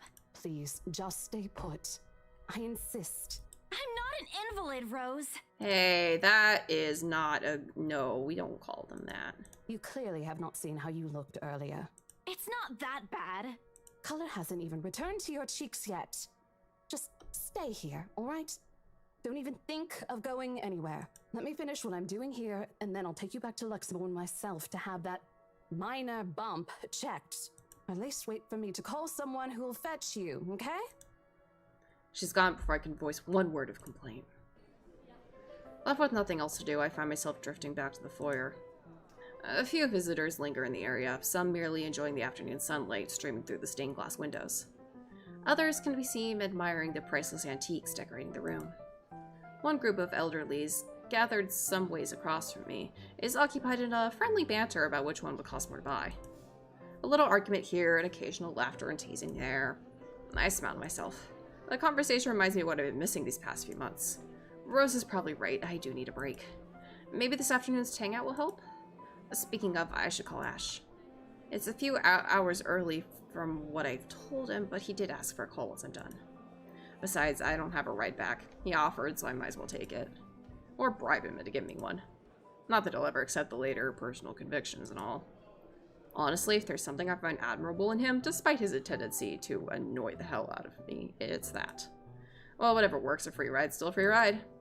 There's Rose's offer too, but despite what she says, I know she'll be busy for the rest of the afternoon, especially without me assisting. Bothering her for a favor as small as this is the last thing I want to do right now. A couple of minutes and a few prayers asking for a decent signal later, the call finally connects and... Shit! Sup, I'm Ash from Deluxe City. Baggers, watch out! Can't beat me. Looking for trouble? Better not lie. What? Shit, how loud is this thing even? Fly for an Asian guy. Sup, I'm Ash from Deluxe City. Baggers, watch out! Can't beat me. A sharp ringing past the door, just to place I'm a cool dude. I sorry, I'm so sorry. Okay. Sup, I'm Ash from Deluxe City. Oh, we're serious. He's basically going to be for those things head, but I don't need to see his face to know whose back it is. Oh, I recognize that dumb Parker anywhere. Without bothering to end the call, I marched towards him. Oh my god. And what happened today? I'm really not in the mood to deal with this. All the times to Ashton Frey! Oh, we're fucking pissed. What happens next is something I'll show regret later for having not recorded.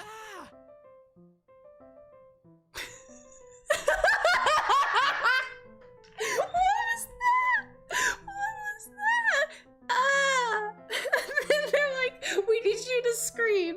We need you to yell, but don't beat the mic. Ah. He had jumped, letting out undignified yelp, followed by his foe slipping from his grip. It bounces from one head to the other. It is a poor attempt to catch it before ultimately falling flat on the floor with a resounding clack. I kind of feel sorry for the phone. And the floor. But it's not every day that you can catch someone like Ash off guard and get a reaction. Damn his stupid detective senses. I'll take every ounce of victory I can get, no matter how small. Ha ha. An awkward pause passes between us. A blink. A cough. He makes a face. And then in a too-quick motion, he ducks and retrieves his abused gadget while a grin threatens to break out from my lips. He doesn't meet my eyes when he straightens out, but a flush has crept up his neck and cheeks. In another universe where we haven't known each other for 5 years and suffering through his teasing isn't a day-to-day occurrence, chances are I'd find that adorable. I find that adorable! I find that extremely adorable. Hello, sir, you're very cute.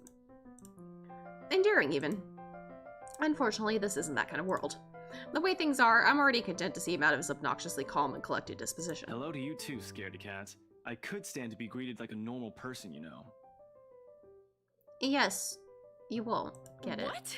And miss that look on your face? No way. Oh man, I should have taken a picture. I am so honored you find this funny. Is that how you treat your guests? I think I need to talk to your supervisor. Talk to yourself. You aren't even a guest here. What are you doing here in the first place? For a moment, he looks like a cat that swallowed the canary. Suddenly, checking every nook and cranny of his phone for any damage or scratches seems to be a more interesting activity than explaining himself. Ash? I could be looking to buy a house. I highly doubt that. A mansion? Yeah, why not? Did you see the view outside? It doesn't look haunted to me at all. He's messing with me. Ashton, I am not in the mood. What are you doing here?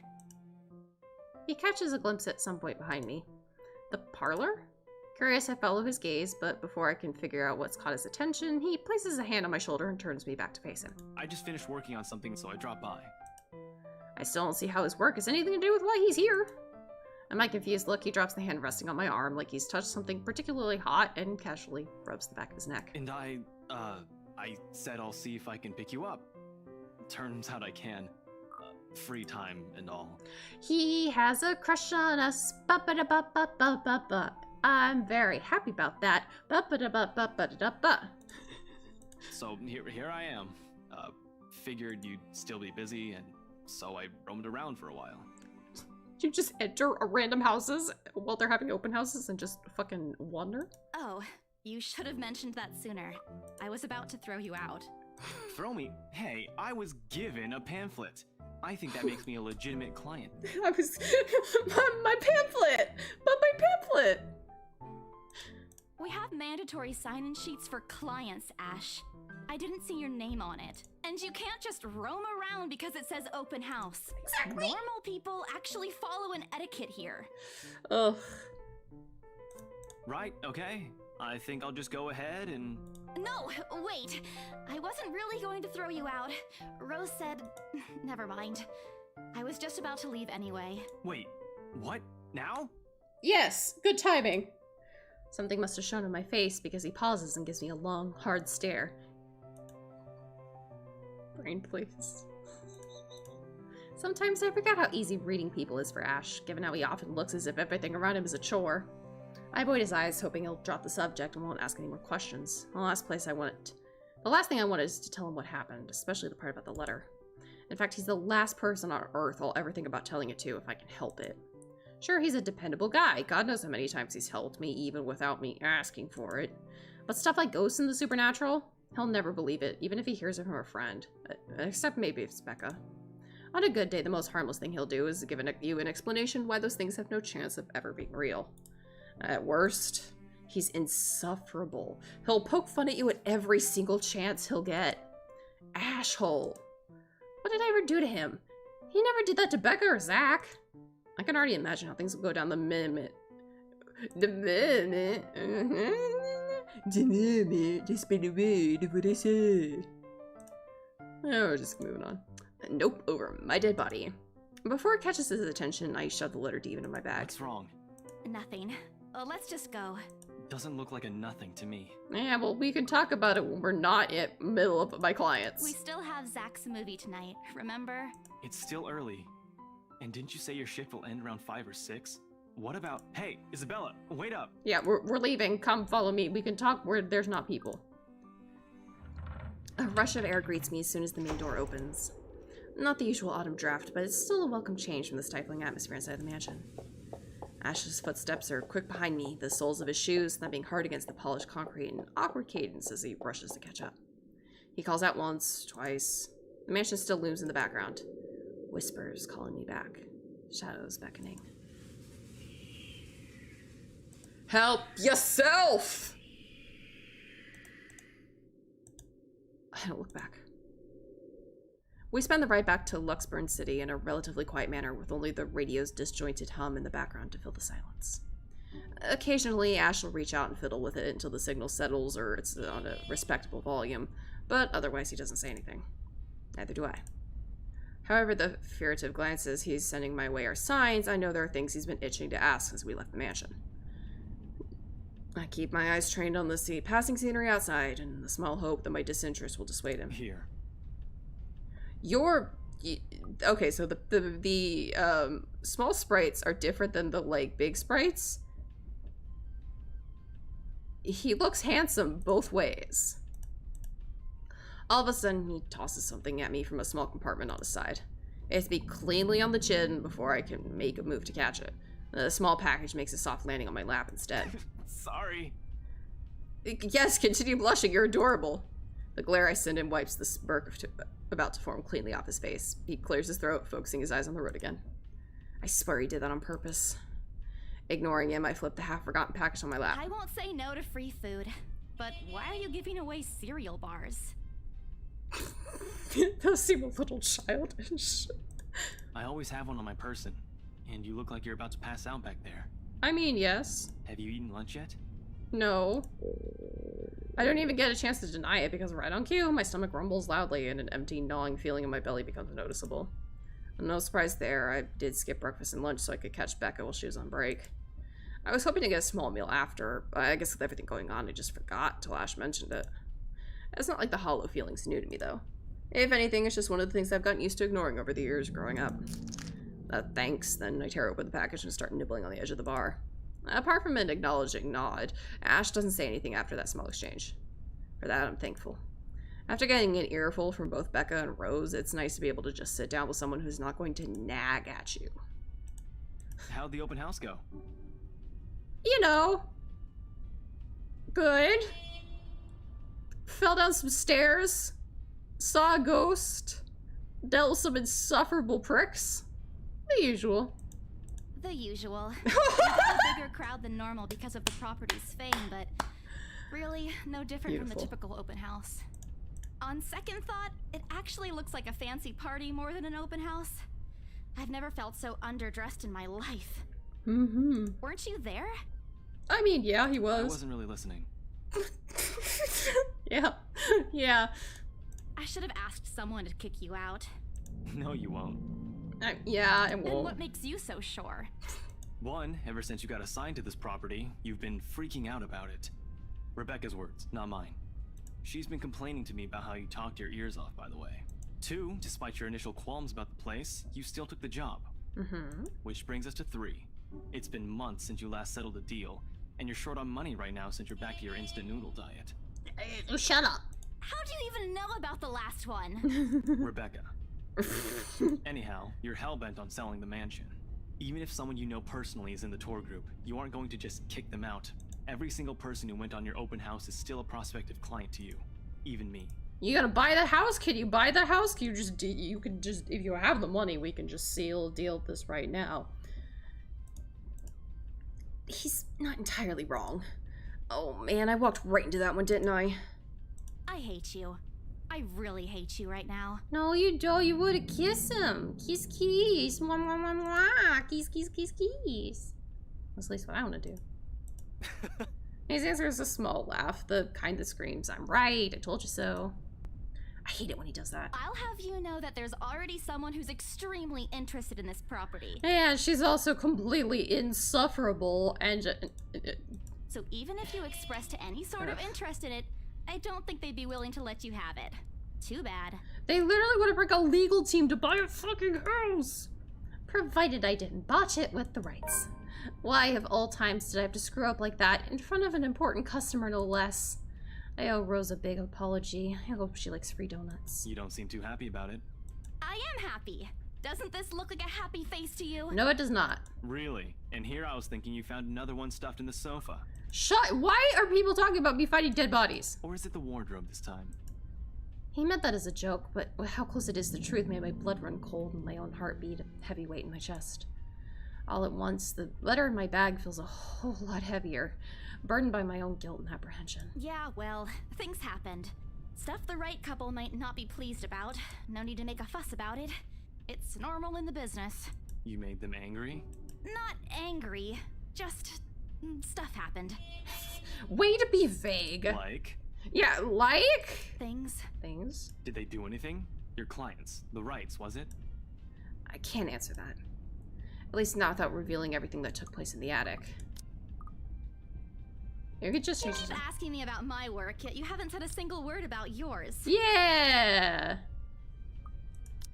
That's not fair. Both you and Zach have literally disappeared off the face of the earth. Yeah, tell me about yourself. I'm listening. Intently. An over-exaggeration, but changing the subject to something else is still better than outright lying to him. Besides, it never works with him. I'm not sure if it's because I'm just bad at it or because he's just really very good at his job. He doesn't answer immediately, only momentarily shifting a glance over to me and returning it back to the road when he has to make a sharp turn. Outside, the sun's already started its descent, casting a vibrant orange glow on the tall buildings. I wonder how long before we reach the venue for Zach's film. Checking the street signs outside, it appears Ash has taken the longer route. Odd, but he's probably trying to avoid the rush hour traffic. Didn't we just talk a week ago over chat? That's different. Linking your awful memes in the group chat box every morning isn't exactly a conversation. What do you mean? That's exactly a conversation. I've done that many times where me and someone our conversations just completely are memes. Or the horrible, horrible joke that that I told Carius to break in our first DM. My first DM with Carius will go down in fucking history as the weirdest thing I've ever said to someone in a first DM, but something that I knew would make him laugh, and it did, and I felt very proud of myself. I was like, yeah, I did it! Excuse me, I don't hear you calling them awful while you're laughing at all of them. Exactly. Shut up! And you aren't answering my question. Yeah, he's changed the subject just like you were. That earns him a soft punch to his arm. I did laugh at him, but I'm not going to give him the satisfaction knowing that I find most of them funny. It'll only make his head bigger, stupid Ash. All right. Lay off on the abuse. Remember that case I mentioned before? We've been trying to pin the bastard down, but it required more work than we anticipated. The guy's slippery like that. We got some good lead months ago. Yeah, tell me more. He recounts what he's been doing in the time we haven't seen each other. His usual work, the occasional small investigation, and the big case he's been stuck working on. The stuff he couldn't mention in the brief time we chat with each other online. Although most of it are the trimmed down versions, only things he can tell. He's always been careful about that. Even in the way he spends his answers to my questions, just enough to satisfy my curiosity, but not enough to paint the whole picture. At one point, his voice takes on a strained tone when he mentions something about the big case, but I don't dwell on it much. That's normal, right? I mean, who wouldn't be frustrated if you couldn't bring someone to justice because they kept slipping out of your fingers? If I were in his shoes, I'd definitely lose my mind. His stories never cease to be entertaining regardless. If things weren't the way they were back home, maybe I would have considered taking on the same job as him. Well, nope, not really. Mama would never allow that. But the idea's still there. Along with countless others I've let go. Time passes quickly between us in this manner, and before I know it, we're already at the movie house. A small crowd has already formed in front of the theater when we arrive. The Lift Fest, short for Luxburg Independent Film and Theater Festival, attracts a bigger crowd annually, and this year's no different. Pocket Chibi. Batcat. I've only been to a few indie film screenings with Zach, so I'm not an expert on the matter. But I know that for people hoping to make a break in the industry, getting your film recognized by a local event like this is already a big idea. Big deal. Especially for a newcomer like Zach. He hasn't even won an award, but just getting a confirmation letter that the festival committee wants to include his movie in this year's lineup already put a grin on his face for weeks.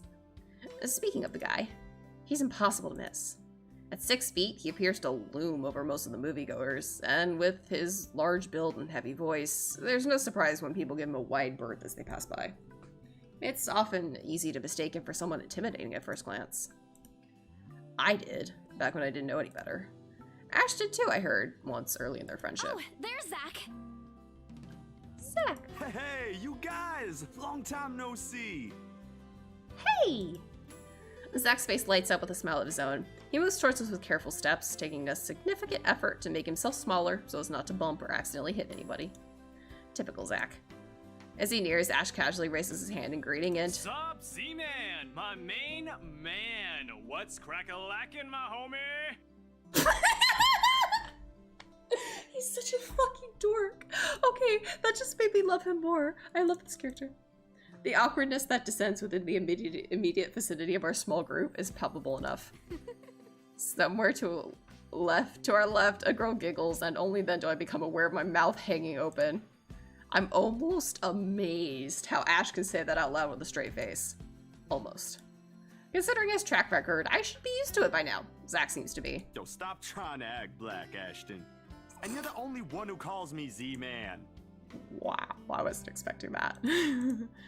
There's fondness underneath his exasperated tone. He's also blushing. If this were any other person, he'd likely be offended, but years of friendship and familiarity have made those words harmless to the other's ears. Or at least enough for both to take in stride. It's been a while, Zach.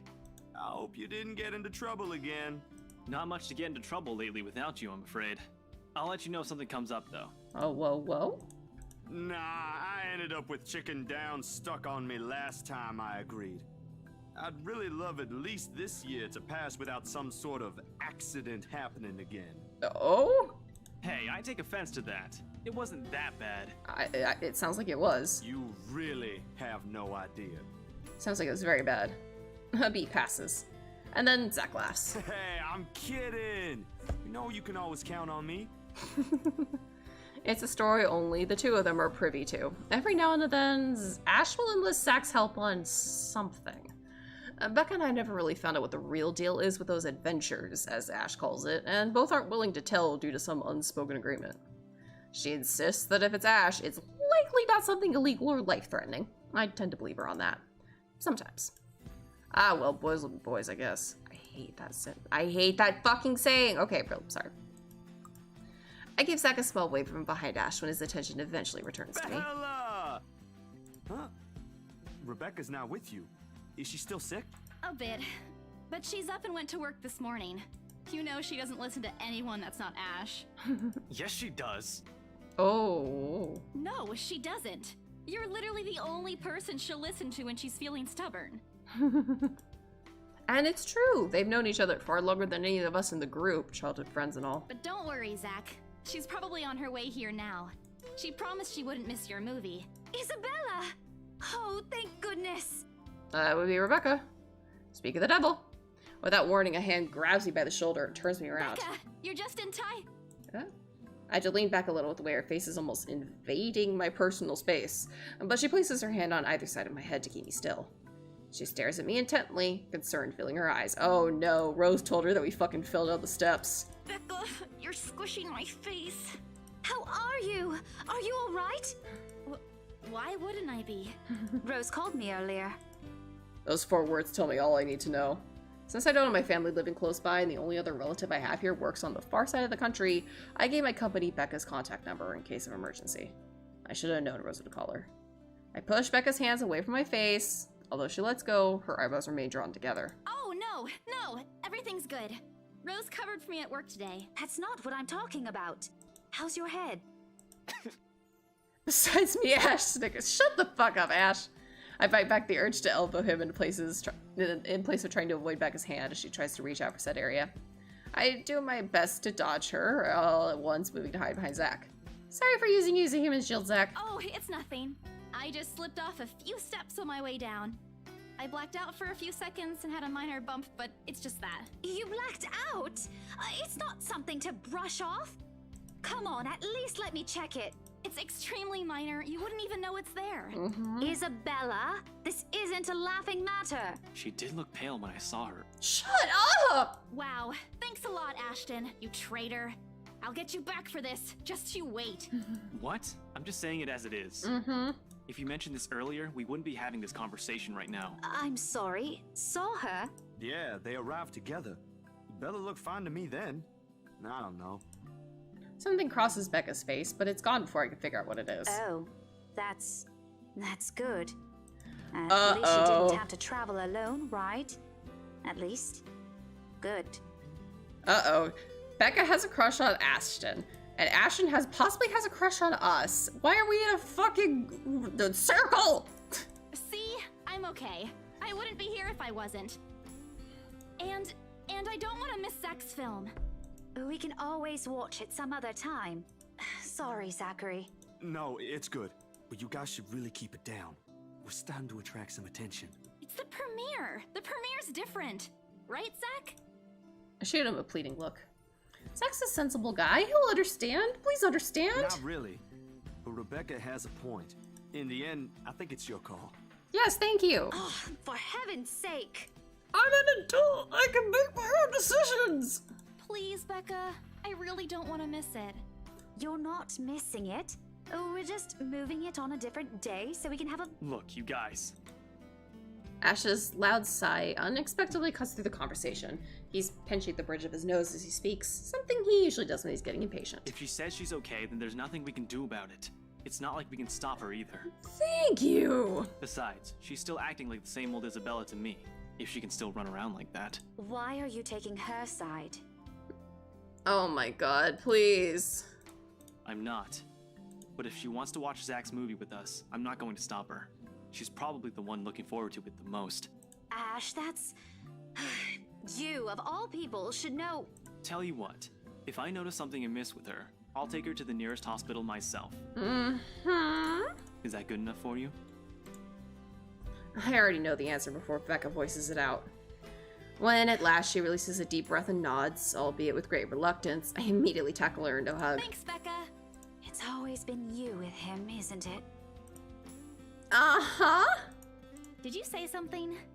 Yep, we have completed the circle.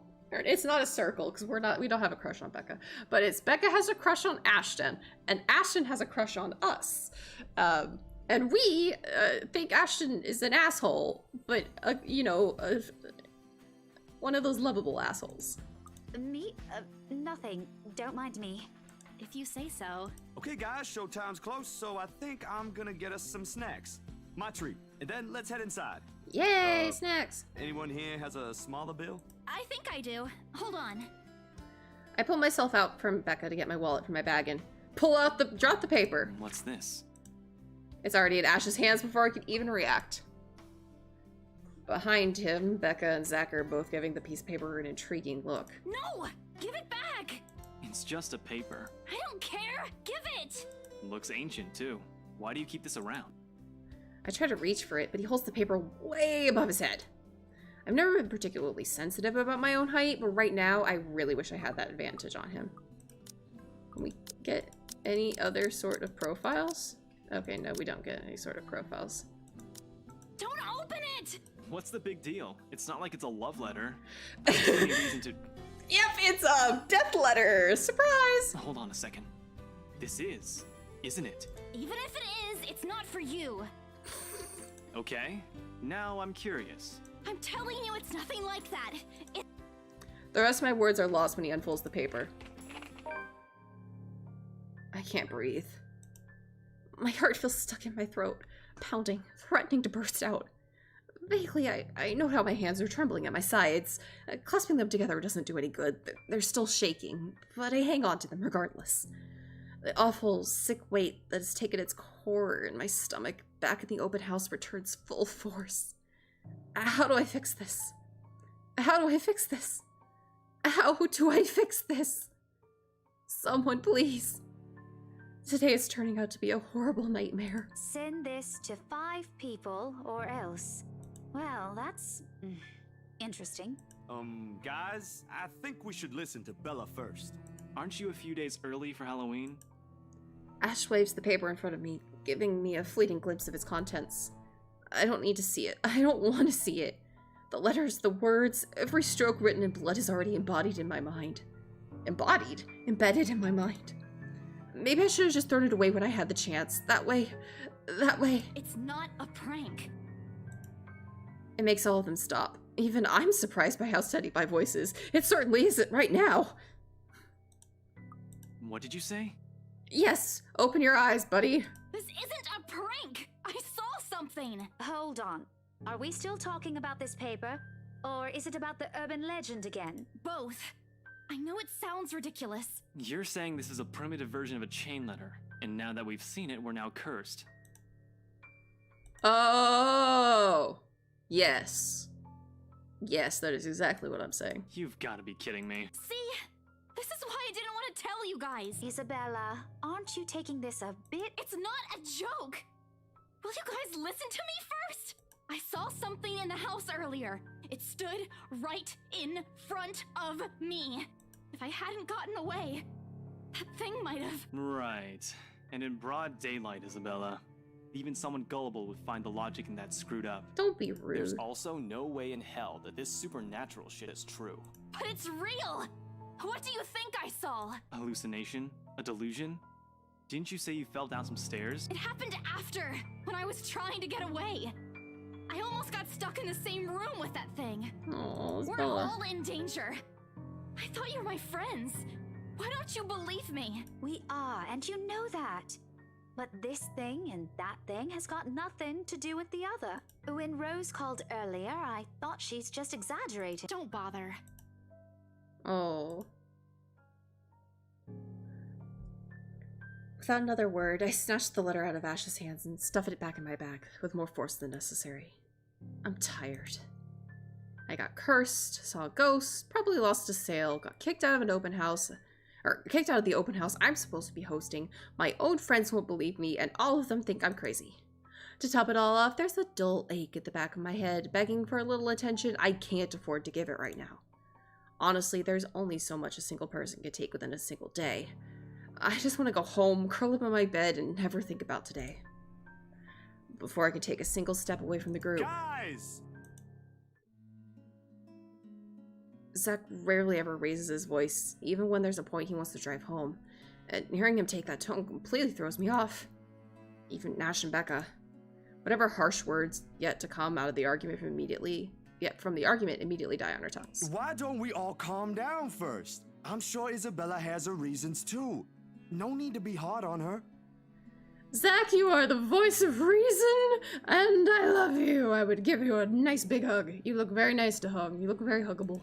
And hey, ain't this supposed to be a happy get-together? We haven't seen each other for months. I'd really love to know what y'all have been up to. I only ever get to talk to Bella over chat. Please. He has a point.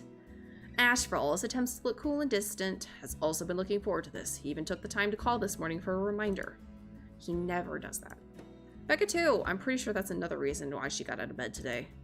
Yeah, despite Zach's attempts to lighten things up, or Ash and Becca's acquiescent gestures, the tightness in my chest remains.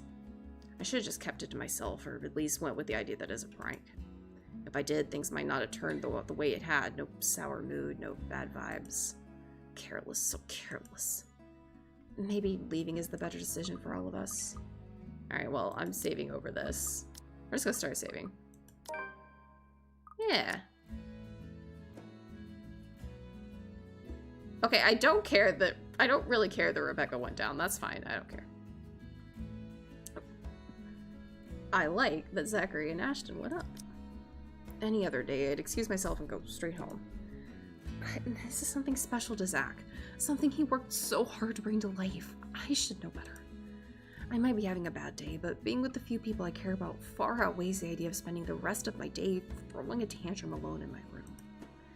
And what if the thing in the attic follows me home? I don't want to be left with my thoughts either. I can still see it whenever I close my eyes. And maybe if I stay and let our heads cool down first before telling them what happened, they'll listen to me. There's nothing you can't solve with a calm head. One step at a time, Isabella. That's what Mama used to tell me. Besides, I don't have the heart to ditch Zach. A smile's back on my face when I look back at them. If we keep arguing here, we're going to miss the first few minutes. All right, that's the Isabella I know. Oh, good. I thought for sure you were going to cry. Oh?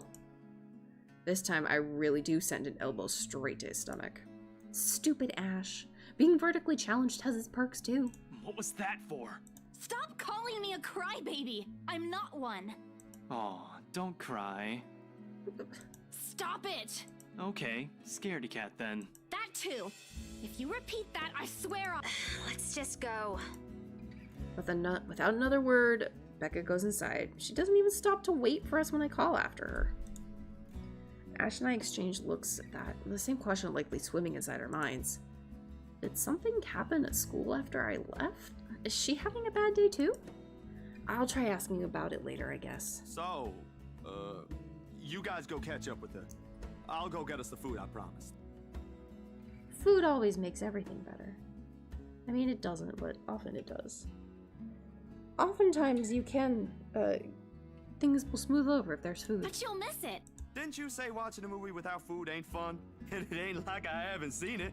I made it, remember? I'll be in there soon. One friendly tap on my shoulder and then he's gone. A few moviegoers are still milling about.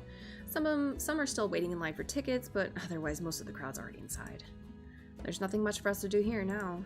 Not a word of protest comes from me when Ash gestures for the two of us to head inside. And then? Okay, that's an interesting movie shot. Are you sure it wasn't one of the cleaning crews? Absolutely sure. Somehow, halfway through the movie, conversation steered towards what happened in the mansion. To be fair, Zach was the one who brought it up again. In his own movie's premiere. Now the film's just serving as background noise while we're speaking in hushed tones, careful not to disturb anyone inside the small hall. Well, except for Ash. I just hope we don't end up arguing about it again. We'd all get kicked out for sure. Though with how loud Ash's voice is, we'll probably get thrown out way before any argument happens. Only Becca still remains engrossed in the movie, completely ignoring us. She's been quiet the whole evening, speaking only when referred to. If I didn't know any better, I'd think we did something that offended her. Did we? And then I ran. You heard what happened after. I still think it's something else. Okay, then, Sherlock Holmes, tell me what the fuck you think it is. It was standing right in front of me, Ash. He's one of the smartest people I know, but jeez, he should learn to listen. Plus, didn't he say he doesn't believe in these things? Why is he in this conversation again? I heard what you said, but it's a small room. There are a lot of things someone else could have done there without your knowledge. If I could see it up close, maybe I can— I am not going back there. Ain't that a problem if you're hosting an open house? Hello, thank you so much for joining. Yes, I am. This game is good. It has already jump scared me multiple times. And made me whine often. Rose does the first floor tour. I ain't sure ghosts can be restricted to one room, Bella. Yeah, you know, Zach? You're right there. There are no ghosts, Zach. Stop putting useless ideas in her head. Ash, come on. Come on. When you see the nasty-ass feet this ghost has, you will change your mind. Yeah, but I was thinking, maybe all the house needs is a blessing. Wasn't it left uninhabited for years? I mean, yes. Oh. The house did change hands over the years, from one distant relative of the Ermengardes to another. None of them bothered to live in it, though, when it remained that way up until its current owners decided to sell it. Why didn't I think of that? I didn't peg you as the religious type, Zach. Nothing like that, Ash. Who knows, though? It might bring something positive to the place. That's not a bad idea. I just don't know where I could find someone. You're not seriously considering his suggestion, are you? What harm is it gonna do? Ash, seriously, if I get a blessing and nothing happens, cool, nothing lost. But if I get a blessing and something, if I, get a blessing for the house and something good happens, something gained. It is literally a no-lose situation other than however much money it costs to hire someone to bless it. And I'm certain you could find, like, a nice Catholic priest. Because they're usually the ones that do exorcisms and shit like that, I think. I don't know. Or find yourself a local white witch. Like, quite literally. There's ways. Do you have a better idea? I know where. I could contact him for you if you want. Yes, please. I trust you. You do that? Oh, you do that for me? Oh, Isabella. Or we can find you a psychologist instead. I have already used. I know one of them. There are very few times in my life when I wish my glowers could kill. This is one of those. Ash, that is not a very appropriate thing to say right now. Thank you, Zach. Zach, I love you. I'd love to give you a hug. This man is the perfect hug. He's friend-shaped. He's hug-shaped. I'd love to hug him. No, wait, that's not what I meant. Uh-huh. Uh-huh. You want to say what you really meant? Ethnographer. I meant ethnographer. This guy's a psychologist too, of course, if you... Mm-hmm. Whoa, you're backpedaling quite a bit there, Ash. Ashton, if you don't stop... Rebecca knows the guy I'm talking about too. She can vouch for him. Uh-oh. Becca tears her eyes away from the screen at the mention of her name. What? Oh, are you talking about Professor Andrew? He used to work with my parents at the university. The fact that there is no Professor Andrew anywhere here makes me think he either is not a major character, and can you or guys he dies. keep it down? Sorry, the scaredy cat here mentioned curses. Not that I'm saying this is one, but talking to him is a better solution for me than getting a random priest to bless an old house. And what's wrong with getting the priest? Seriously, Ash. Seriously, Ash, it is a no-lose situation. No lose. There's no losing. He'll even help you figure things out. Teach you a couple things. Uh-huh, like how to tell if you're seeing a ghost or having a hallucination. And probably put your fears to rest, since this looks to be bothering you a lot. That is the nicest thing Ash has said for a while. Ash might be right, too. However, what Zach is suggesting is something I'm more familiar with.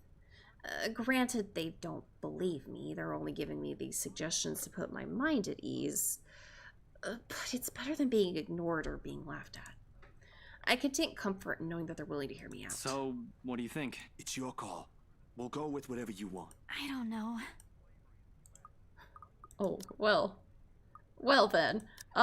So here's what I'm gonna guess. If I say priest, Zach's gonna go up. If I say professor, Ashton's gonna go up. We'll meet with the professor. Because yeah. I'm not a man of religion. I'm a man of science. Except I'm not a man of science, I'm a man of art.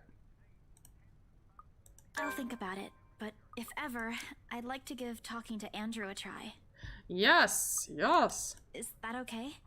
Won't he have other things to do? I'm certain he'll be very interested in the haunted old house. He is a bit busy, but he'll make time for me. He's my go-to person when I'm stuck in something. What is an ethnographer? Now that has to the Googles. Nope, I can't spell. Ethnographer. Ethnographer. Oh, a person who studies and describes the culture of a particular society or group. Oh, it's a type of anthropologist. What was that accent? It's a type of anthropologist. Oh, it's an anthropologist. Alright, cool. He won't mind if I bring a friend with me this time. Uh-huh. If you're sure. I guess that settles it then. Zach, thank you so much for not being offended that I want to go talk to the professor, not the priest. You're the fucking best, Zach. I really hope nothing bad happens to you. I will be upset. Guys, I said keep it down.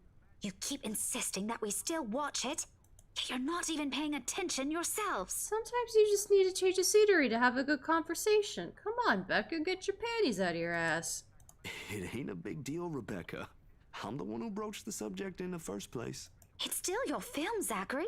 A good film, mind you. You worked hard on this. The least we could do is watch it with you.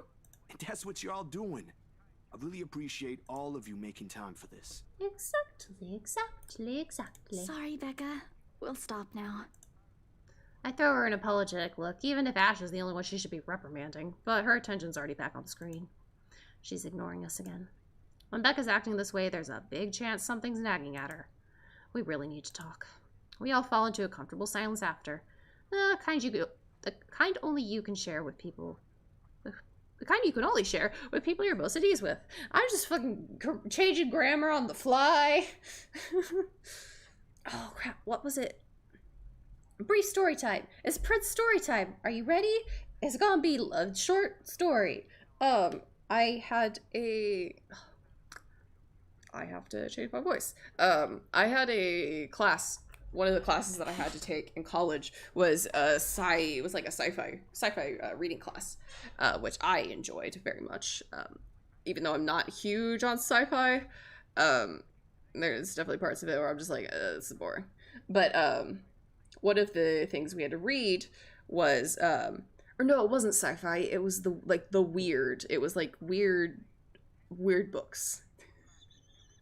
Stuff about weirdness.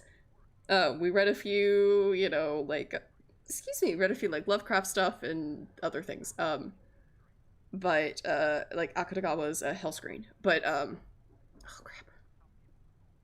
One of the books we read was The Tale of like Bellet Vo or something like that. I don't remember exactly what it is. I still have the book because I have all my books. I just don't want to rummage through my bookshelves to figure out what it is. I think it's The Tale of Bellet Vo. But apparently, the author of that book did the audiobook for it. And as I believe the author's is she, as she was recording the audiobook, she was changing grammar on the fly as she read. So kind of she was doing almost a second editing pass of a book that had already been published. And my class previously, in another section of this class, run like the previous semester, had listened to the audiobook and read the book at the same time, and they'd noticed those differences, and they'd reached out to her and been like, hey, why is the audiobook different than the actual book? And she was like, well, she's like, when I was doing the audiobook, my brain was like, oh wait, this is a better way to word this sentence, and I just kind of did it and didn't really think about it.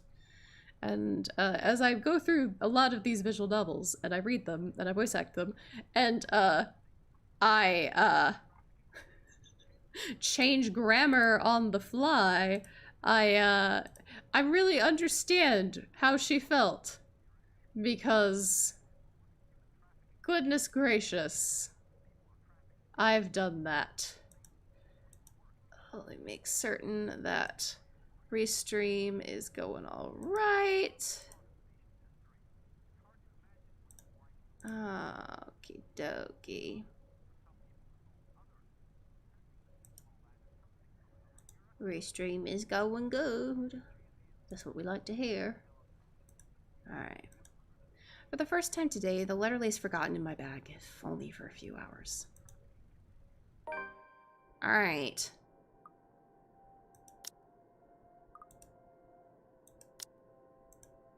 Up.